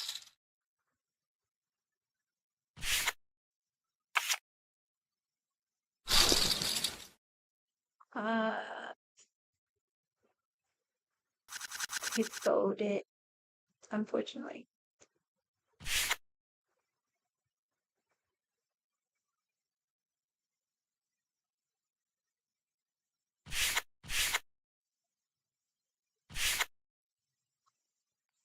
Yeah, if you guys heard my audio from the King King, I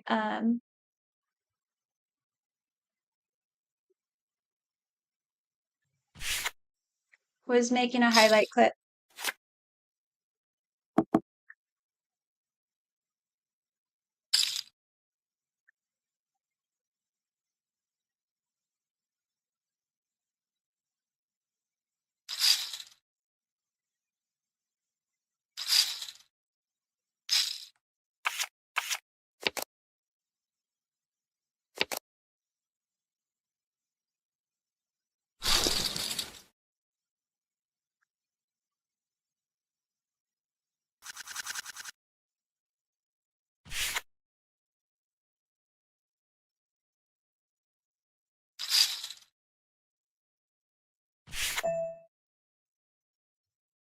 You guys know the tides have completely shifted when I'm winning with kings and like massive pot with kings. Like usually in the past, like the 9 or the ace has open-ended and we just lose. But it has shifted. It has shifted in the best time. What's up, Decaf? You missed the best hand ever. Well, I don't know if it's the best hand ever. It was a pretty good hand though.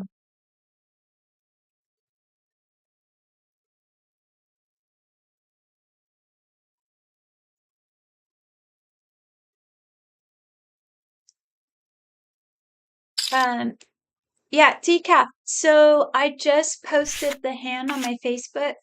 Go check it out. It put a second in chips.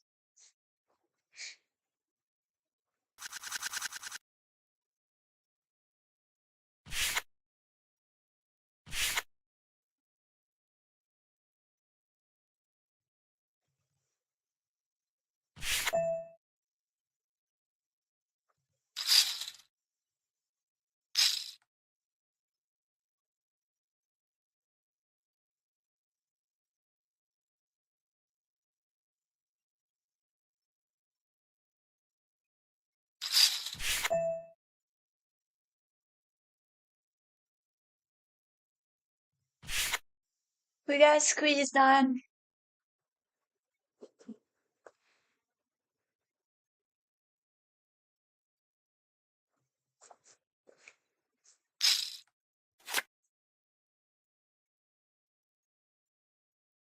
And it looks like Jacoby is going to pill the squeeze and Capri Sunrunner bets 4.4 big blinds into 22 big blinds. And Jacoby's gonna call. So it looks to me like Jacoby has like a queen jack,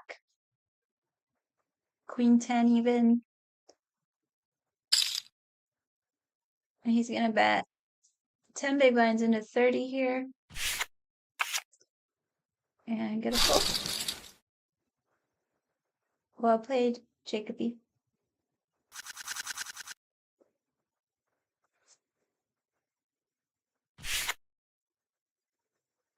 We get a no fun 3-4 offsuit. Ball Daddy's gonna put the ball in someone else's court and go all in. Let's see if anyone wants to knock him out.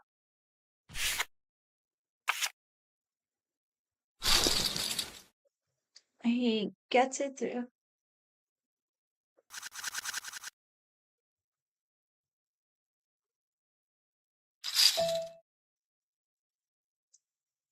And he's at it again. Ball Daddy, back to back, all ins. Let's see if anyone looks him up this time.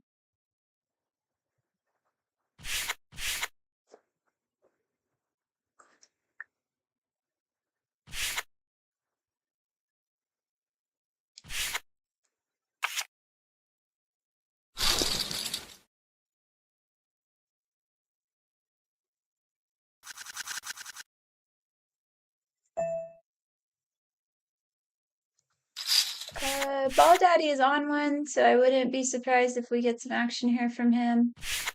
Like a stop and go or even a shove pre.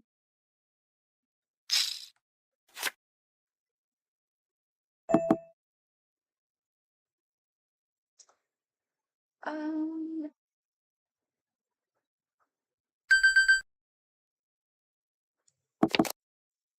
gonna try to induce a bet here on the turn. I feel like we're smashing him. I do want to get some money out. And having the ace of spade takes away from some of his draws, so I can comfortably just flat.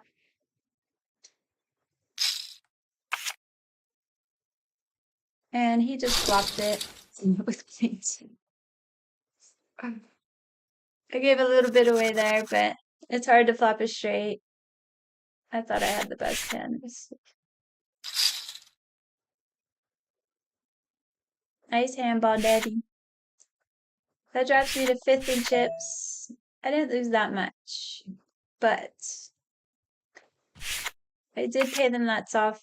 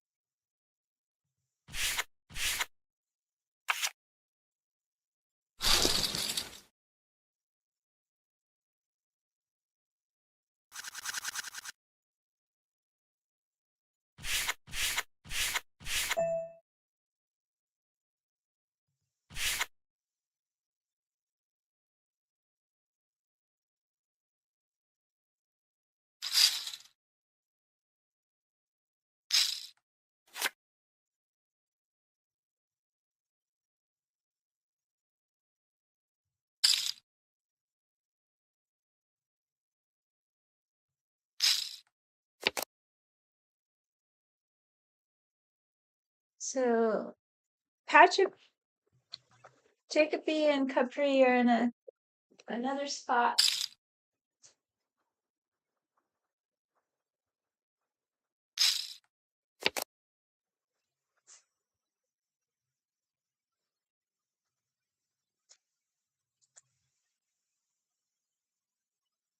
Decaf, maybe it didn't.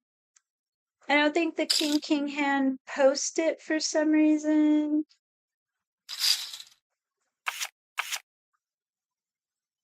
So give me just a couple of minutes and I'll repost it. Or did you see the king hand?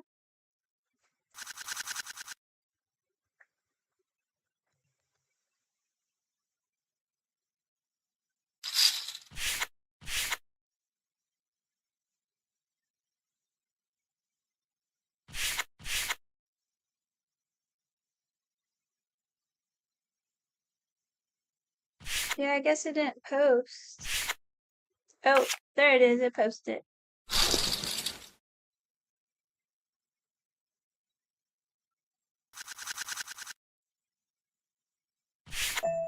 think it just posted.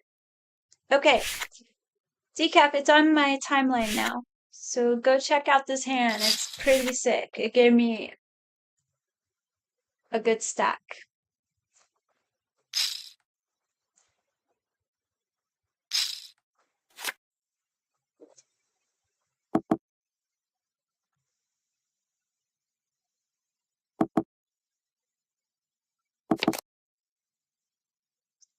So it looks like Patrick Jacoby got clipped by Capri. I missed it.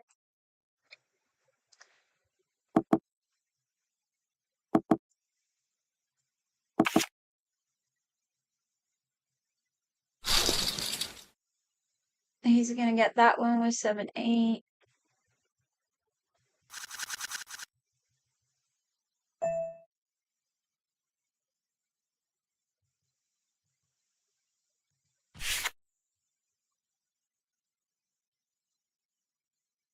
If you guys missed the King hand, check out my Facebook. I just posted it.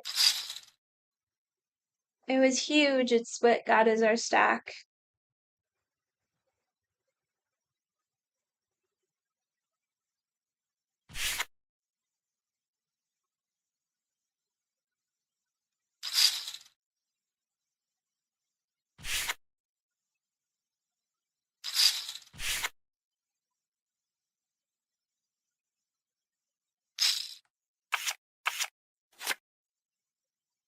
Holy moly.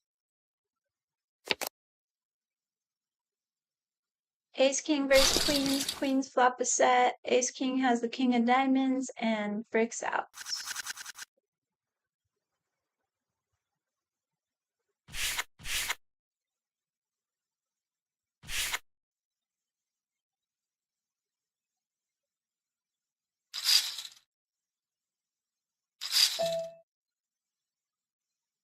You're not going to get to defend this. Spicy Mayo just shove the button. And Chubby's gonna call with an ace-7 and flop an ace and a 7. But Jack's turn. Not Chubby, Spicy Mayo turns his set of jacks. Wow. Pretty wild hand. Meanwhile, I've dropped to 6th in chips. Out of 160 players, we got 52 minutes left of reg.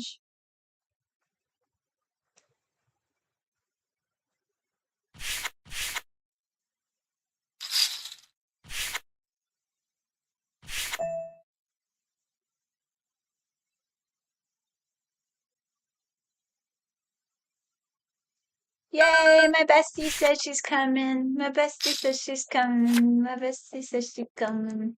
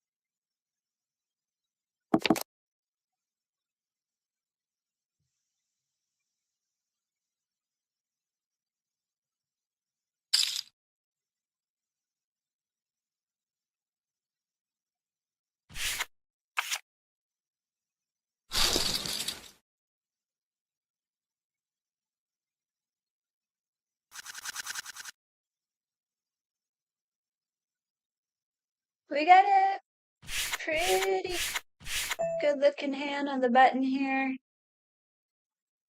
Queen 10 offsuit. Definitely getting a raise in. No contest. They fold. Snap folds.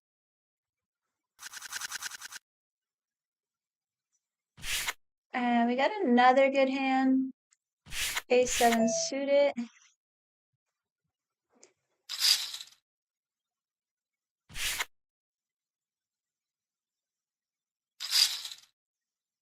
I kind of felt that coming.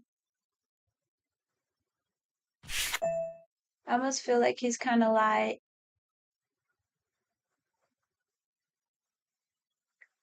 The problem is kind of light could have 2 overs to my 7s, 2 live cards, etc. So I think it's close. We'll give it to him. He's pretty wild also. I was very tempted to call. But like he has like queen tens, queen jacks, those hands that are just like 60-40. And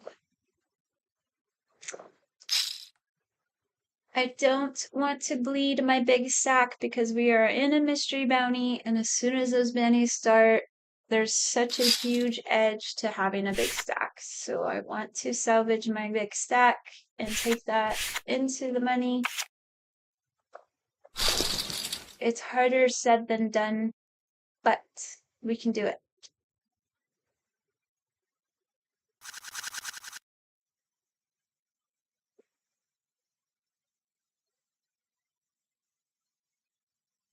Now I have ace queen off,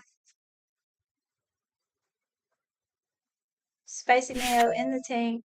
I'm gonna raise it up, and let's see if he comes in again. We were gonna call, of course.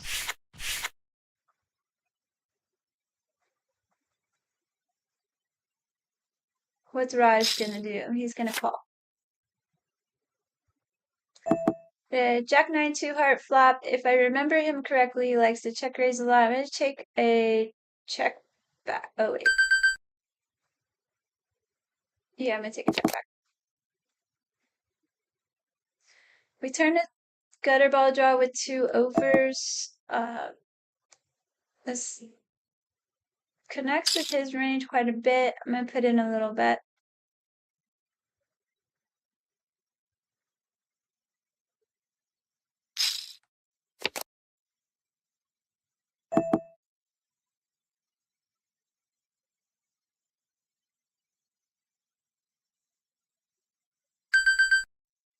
He probably just has a solo 10, but ace-6? Hey, he has ace-6. I don't know that he calls a river, though.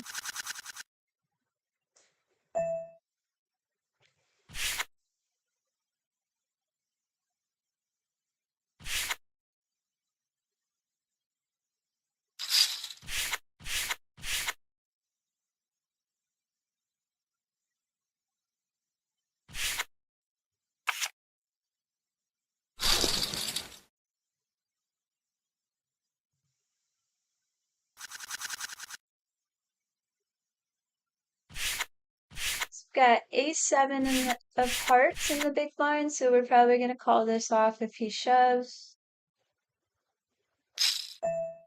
And if he just limps, we're just going to put him in.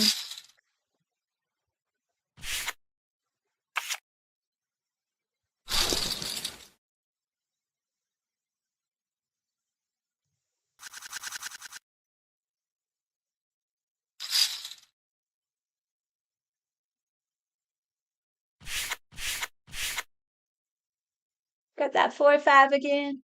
Use this a fold.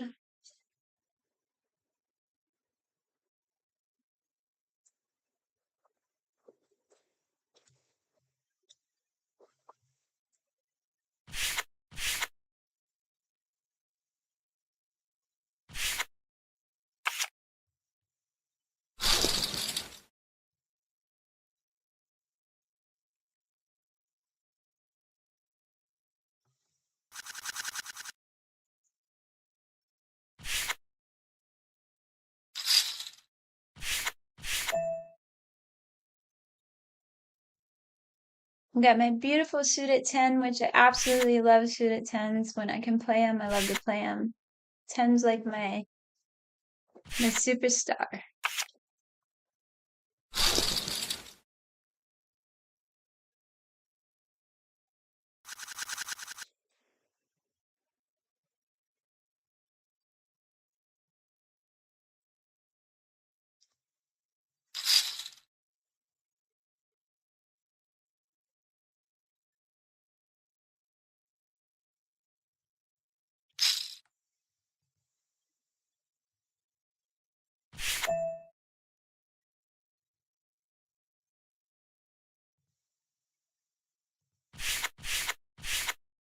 check my stats. I got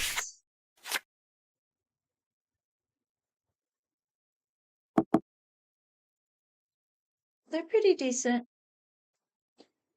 I want to get this win at Showdown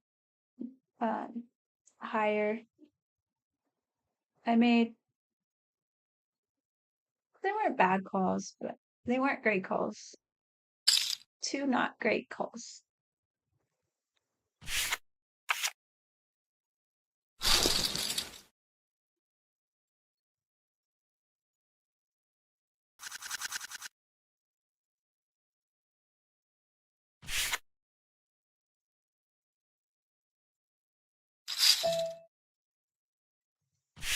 Spicy Mayo is going for the home run.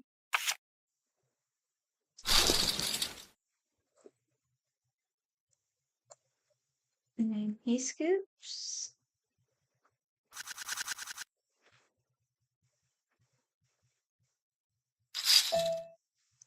He's going back-to-back home runs. Let's see if he gets looked up. Got 14.7 big blinds. That's probably like 8s plus. And then King Queen suited plus. If I had to guess.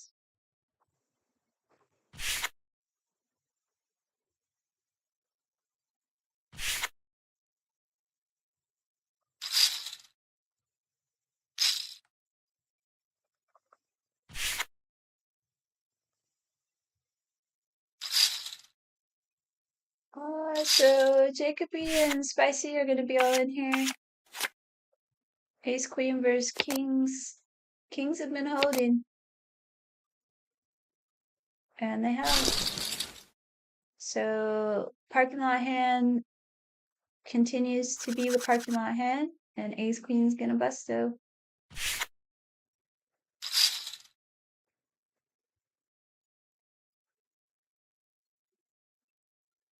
Jacoby is going to exercise his newfound chip stack here.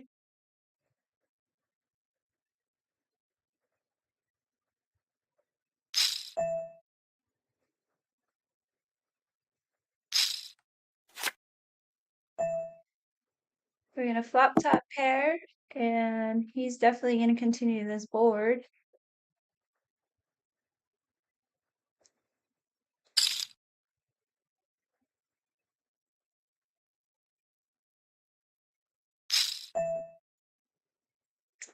So because he comes in, I'm going to go ahead and check raise. Otherwise, I wasn't going to.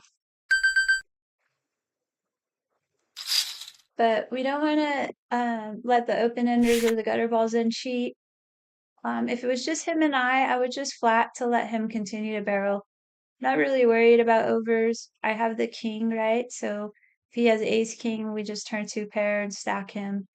And then just the ace. So now I have two pair, and I almost feel like he's going to give us another call.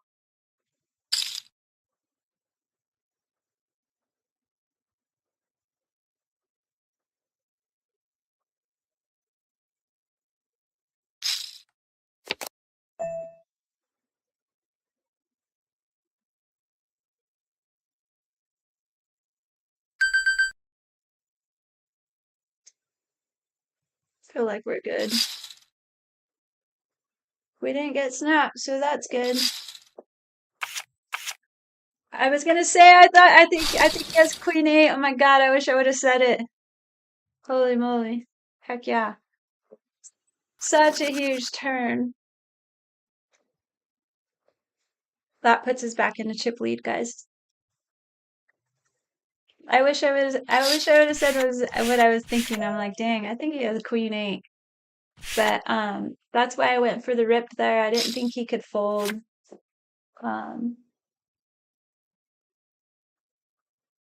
He definitely had a hand because he calls a check raise and then a big bet on the turn. So he definitely had a hand.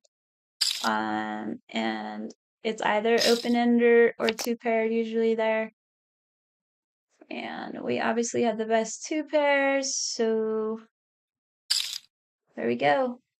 Let's check it out. We are chip leader with 105,000 in our stack with 39 minutes left of reg.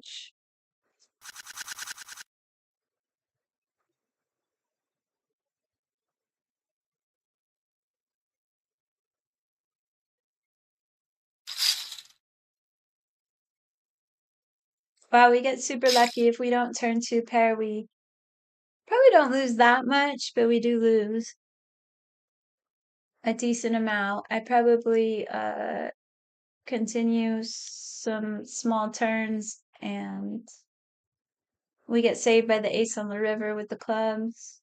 So we check and call whatever bet unless he just pounds and then we can just fold.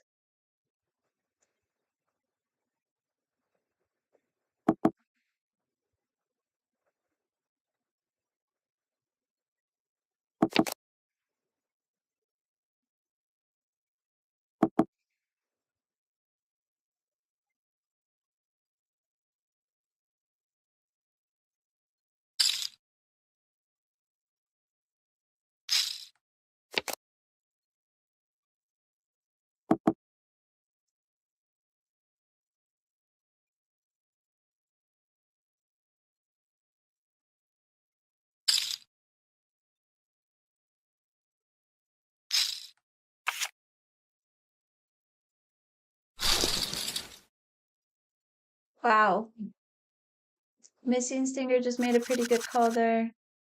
There was a flush and four to the straight, but I guess four to the straight would be tough to have in his range. But he does make a good call to take that pot and take a good one from Chubby.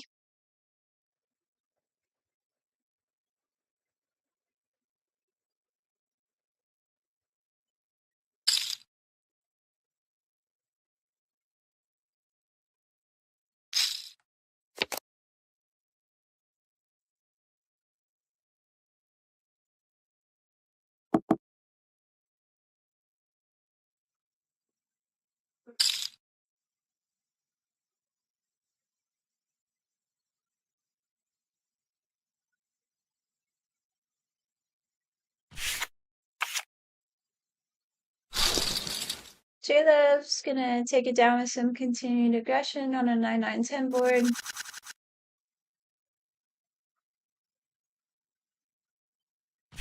Check it out, we got the little fire on our side. We love that. Red.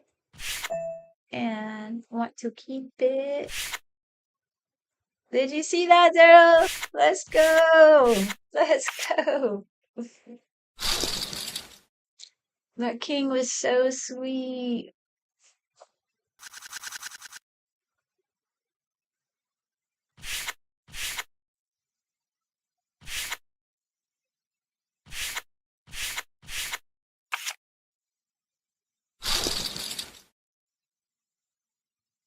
If only he had like 30 big blinds, right? It's okay, we can't be greedy.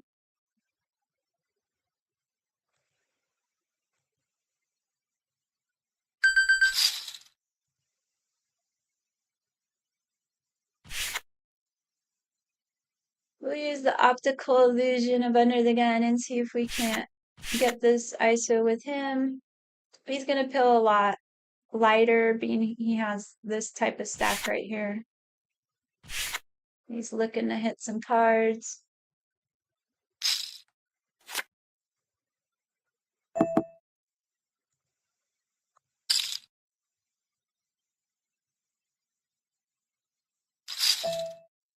And unfortunately, we got check raised. But I'm not sure what he's trying to say here.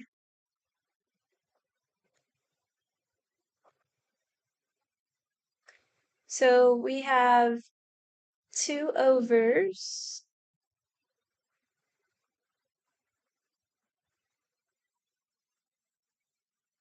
Well, he just did that little emoji. I don't know. So we have 2 overs, and honestly, we're winning a lot with ace high because he has like 5-6 that'll do this. If he has the 9, we're 30%. He has the 9.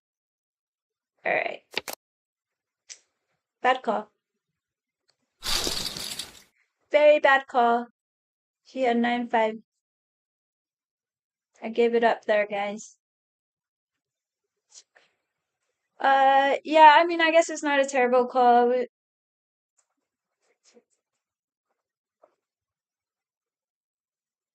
mean, usually we just have 2 overs, and a lot of times we're just ahead with the ace. Like, he don't have a lot of 9s. But he does have some 9s. He definitely had a 9-5. All right, so I gave some up there, but I'll be right back.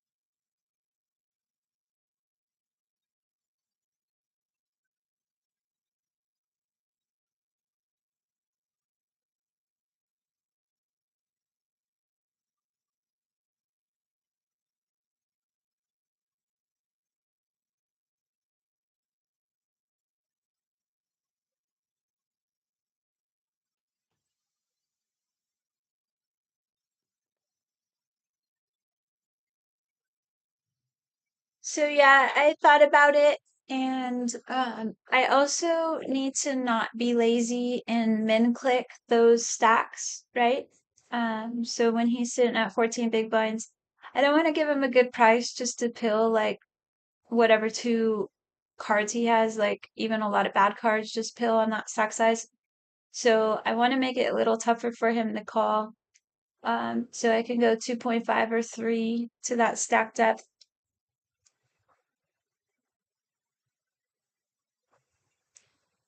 As played is not the worst call in the world because he does this with a lot of hands that I have decent equity against and then also that I'm ahead of.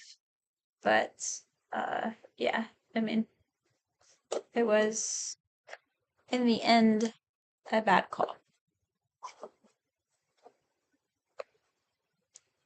I'm gonna go get one more drink. Be right back.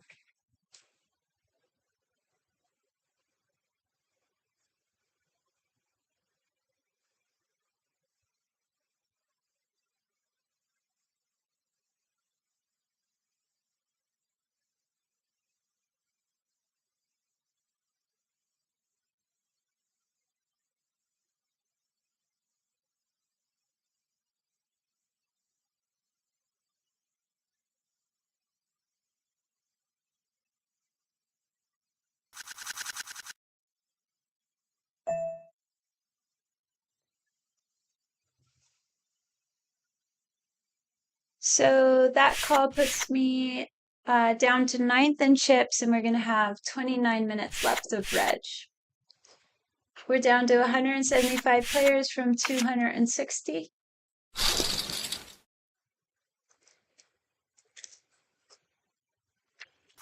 Oh no, my water just exploded on me. I left it in the freezer.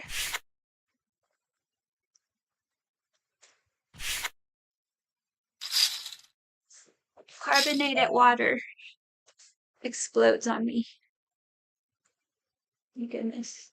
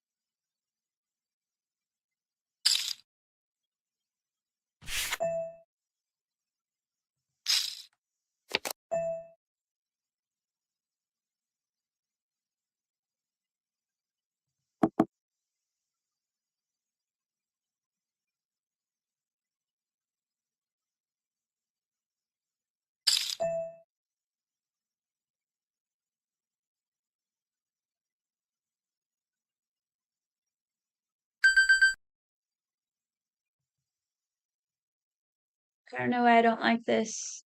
I like Snap called the flop, and he's not scared at all. I'm gonna knit folds this 2 pair. It could be pocket nines. It could be 8-9 suited, of course.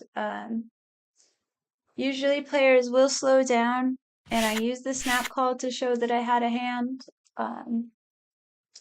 It's hard to continue that board after I call, and then his sizing. So he asked for a lot, and he was sizing up for a river shove. So he either had an overpair or like an 8-9.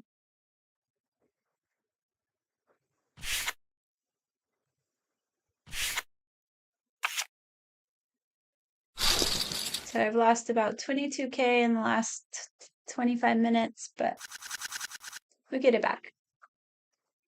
We'll start here with my beautiful ace 10 of hearts on the button.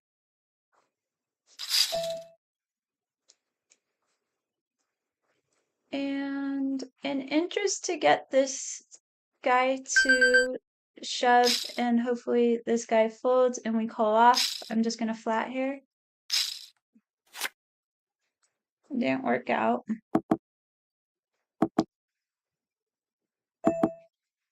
And everyone's going to check a 7-5-4 flop. We're going to turn the ace. This is frozen.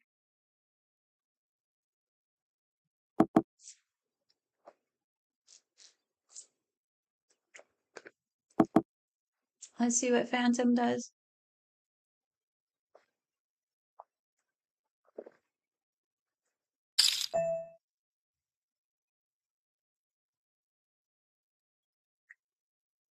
He's going to bet small.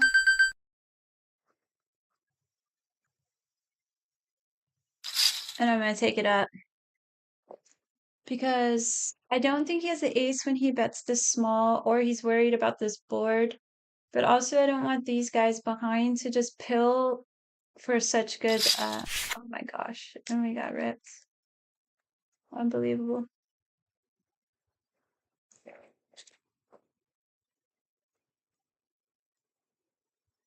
So check twice. Let's see, he went and checked 2-pair twice.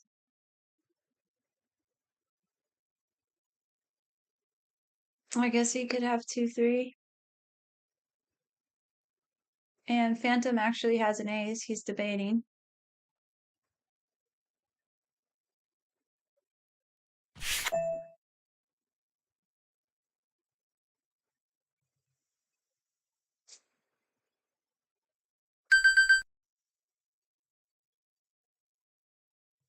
would definitely be.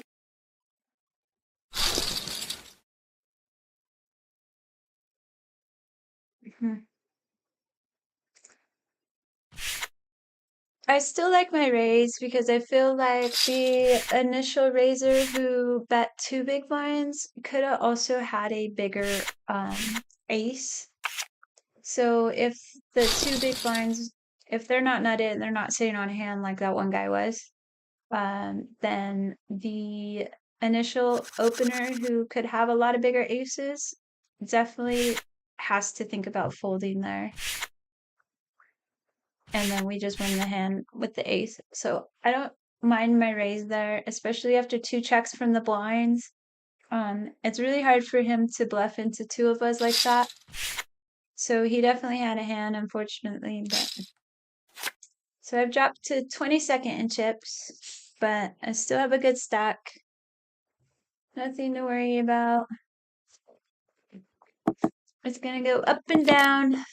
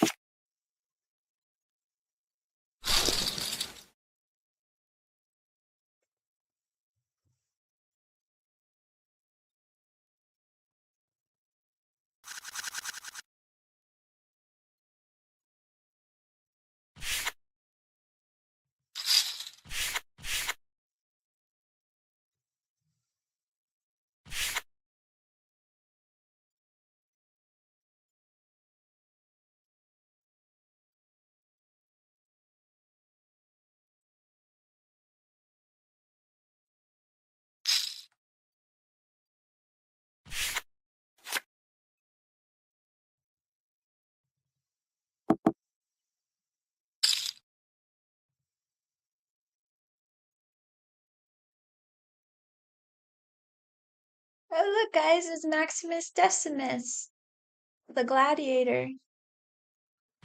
I love that guy. What's up, Maximus?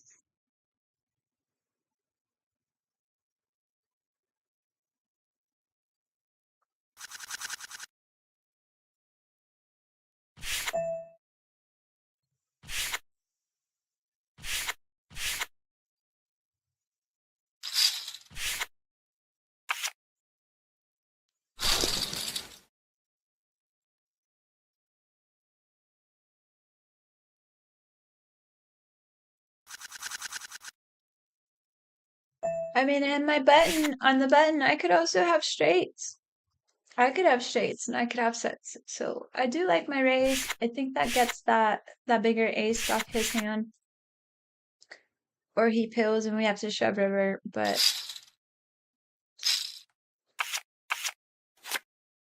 would you guys have done it differently?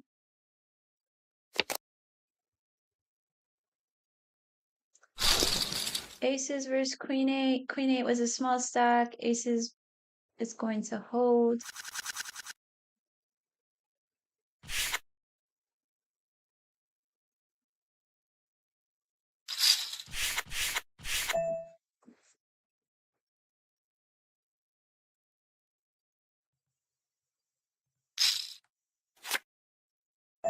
Whew. At first I thought we just flopped it.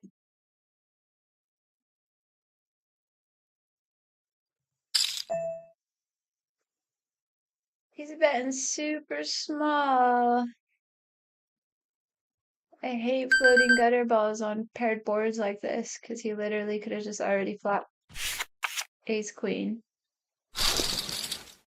He just bets so small. He's like inviting us in. But usually I would just float that. We would just fold. Now we get ace queen. Little flop leg.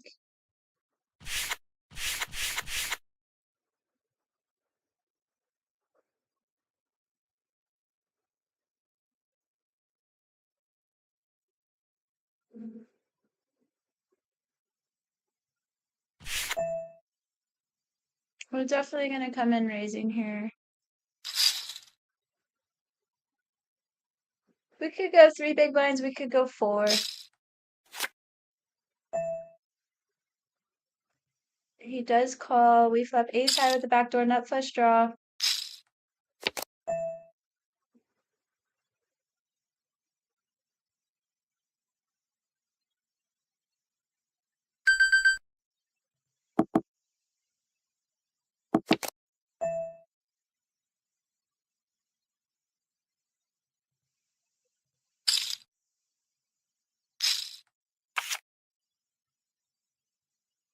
What in the world? He had queens? How did we not get that in there? Pre-flop. We would have just doubled because I had already told myself I'm not folding ace queen. Literally, those were my thoughts. Oh well. We still won a decent pot. I'm back up to 82K. Now we got nines on the button. These guys have some blast off stacks.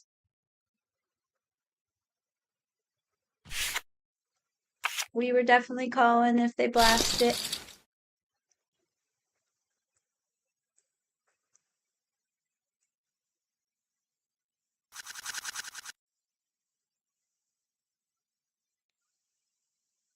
I don't think he calls three streets. I kind of felt like if we slow down, he'll call with any of his pairs on the river.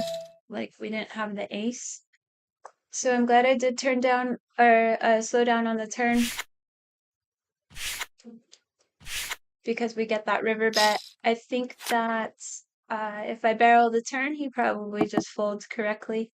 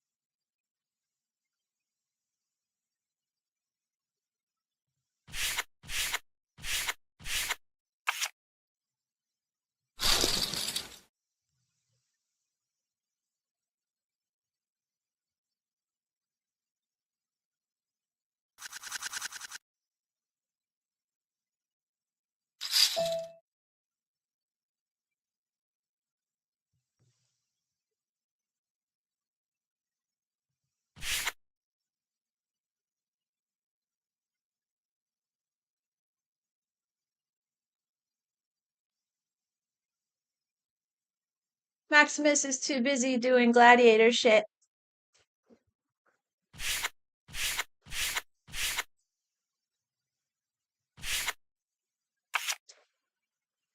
So I think I had gotten all the way down to 30th in chips, but now I'm 16th in chips at 162 players left and 16 minutes left of reg.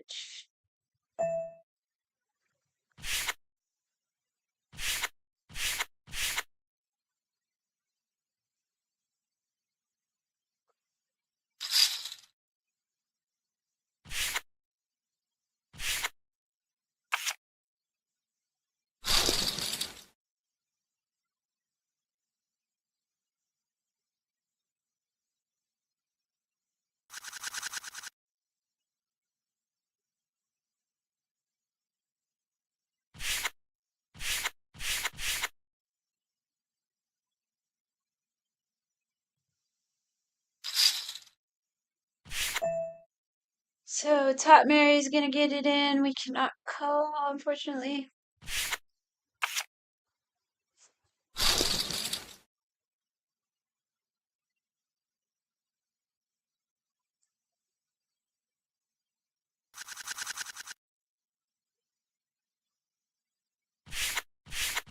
I cannot wait until we get into the mystery bounties, guys.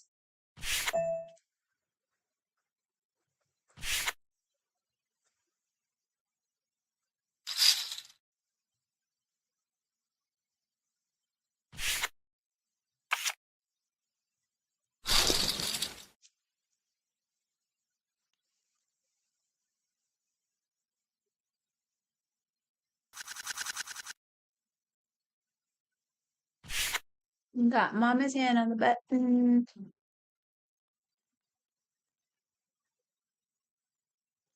Let's see if we can play it.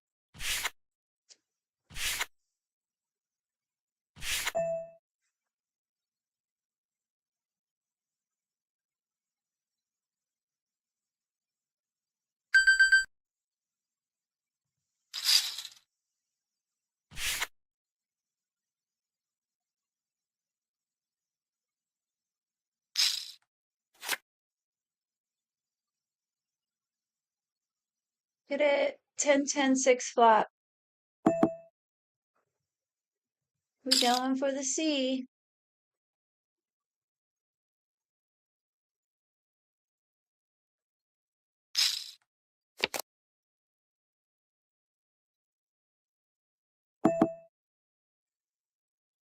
And the call is either a gutter ball, which hit, a 10, or a 6. And usually he's going to check the 6 and bet all the others.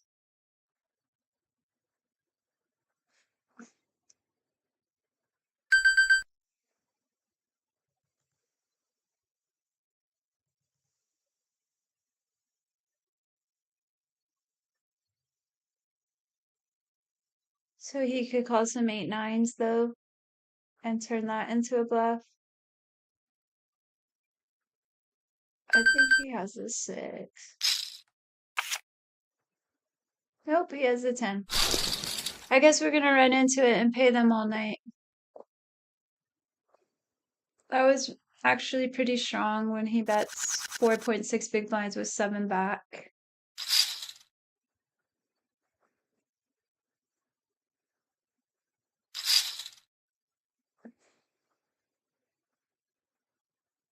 I don't remember paying so many people off ever.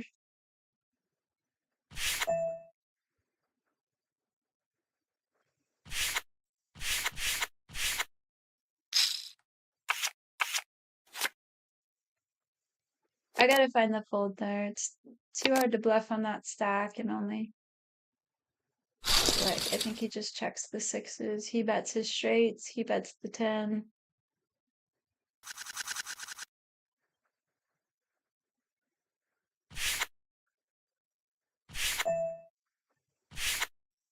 Alright, so that drops us to 44th in chips.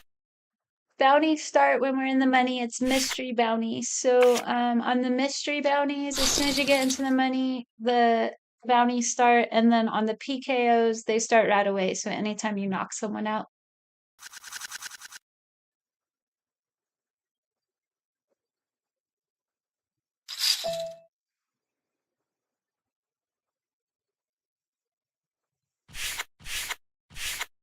Gotta fold those 5s.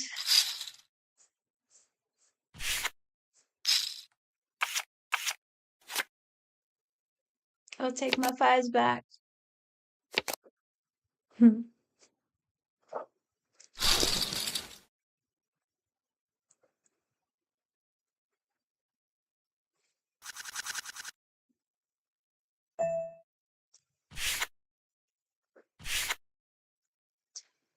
Alright, now I gotta work a little bit harder. We got 26 big blinds. Unfortunately, we kept running into hands. Honestly, the queen on the river was kind of just like, it didn't matter. It's still a hero call with top 2 pair on the board.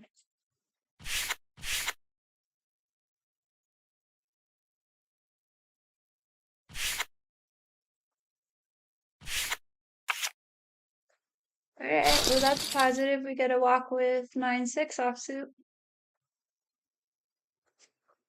We'll take it.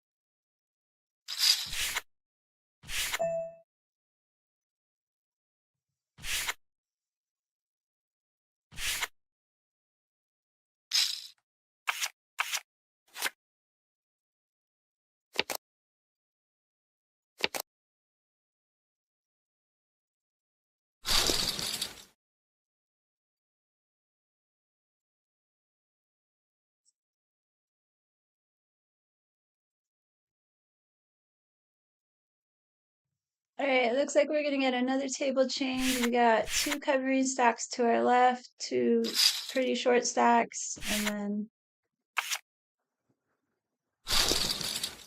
2 under stacks.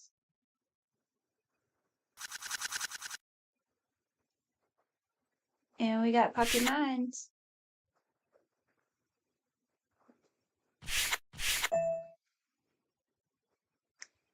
I'm gonna go 2.5. Oops.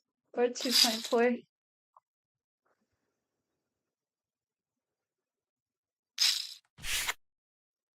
See if we can get a set of nines. I hope he goes all in. There we go. Yeah. On my eyes, so.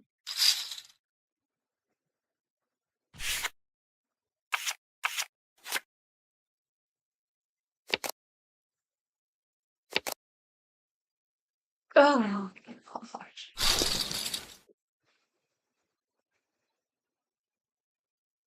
That's how I bust it yesterday.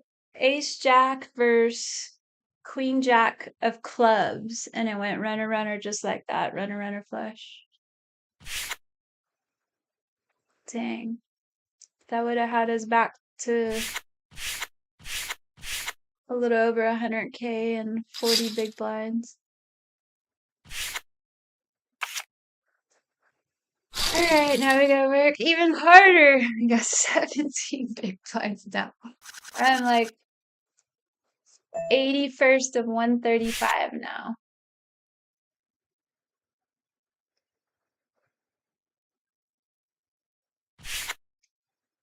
First place is 12.3. And then, I mean, there's gonna be some big bounties. Top bounty will probably be like 12K. Let's see if I can run it up. Got sixes. I think I'm going for a dub here, guys.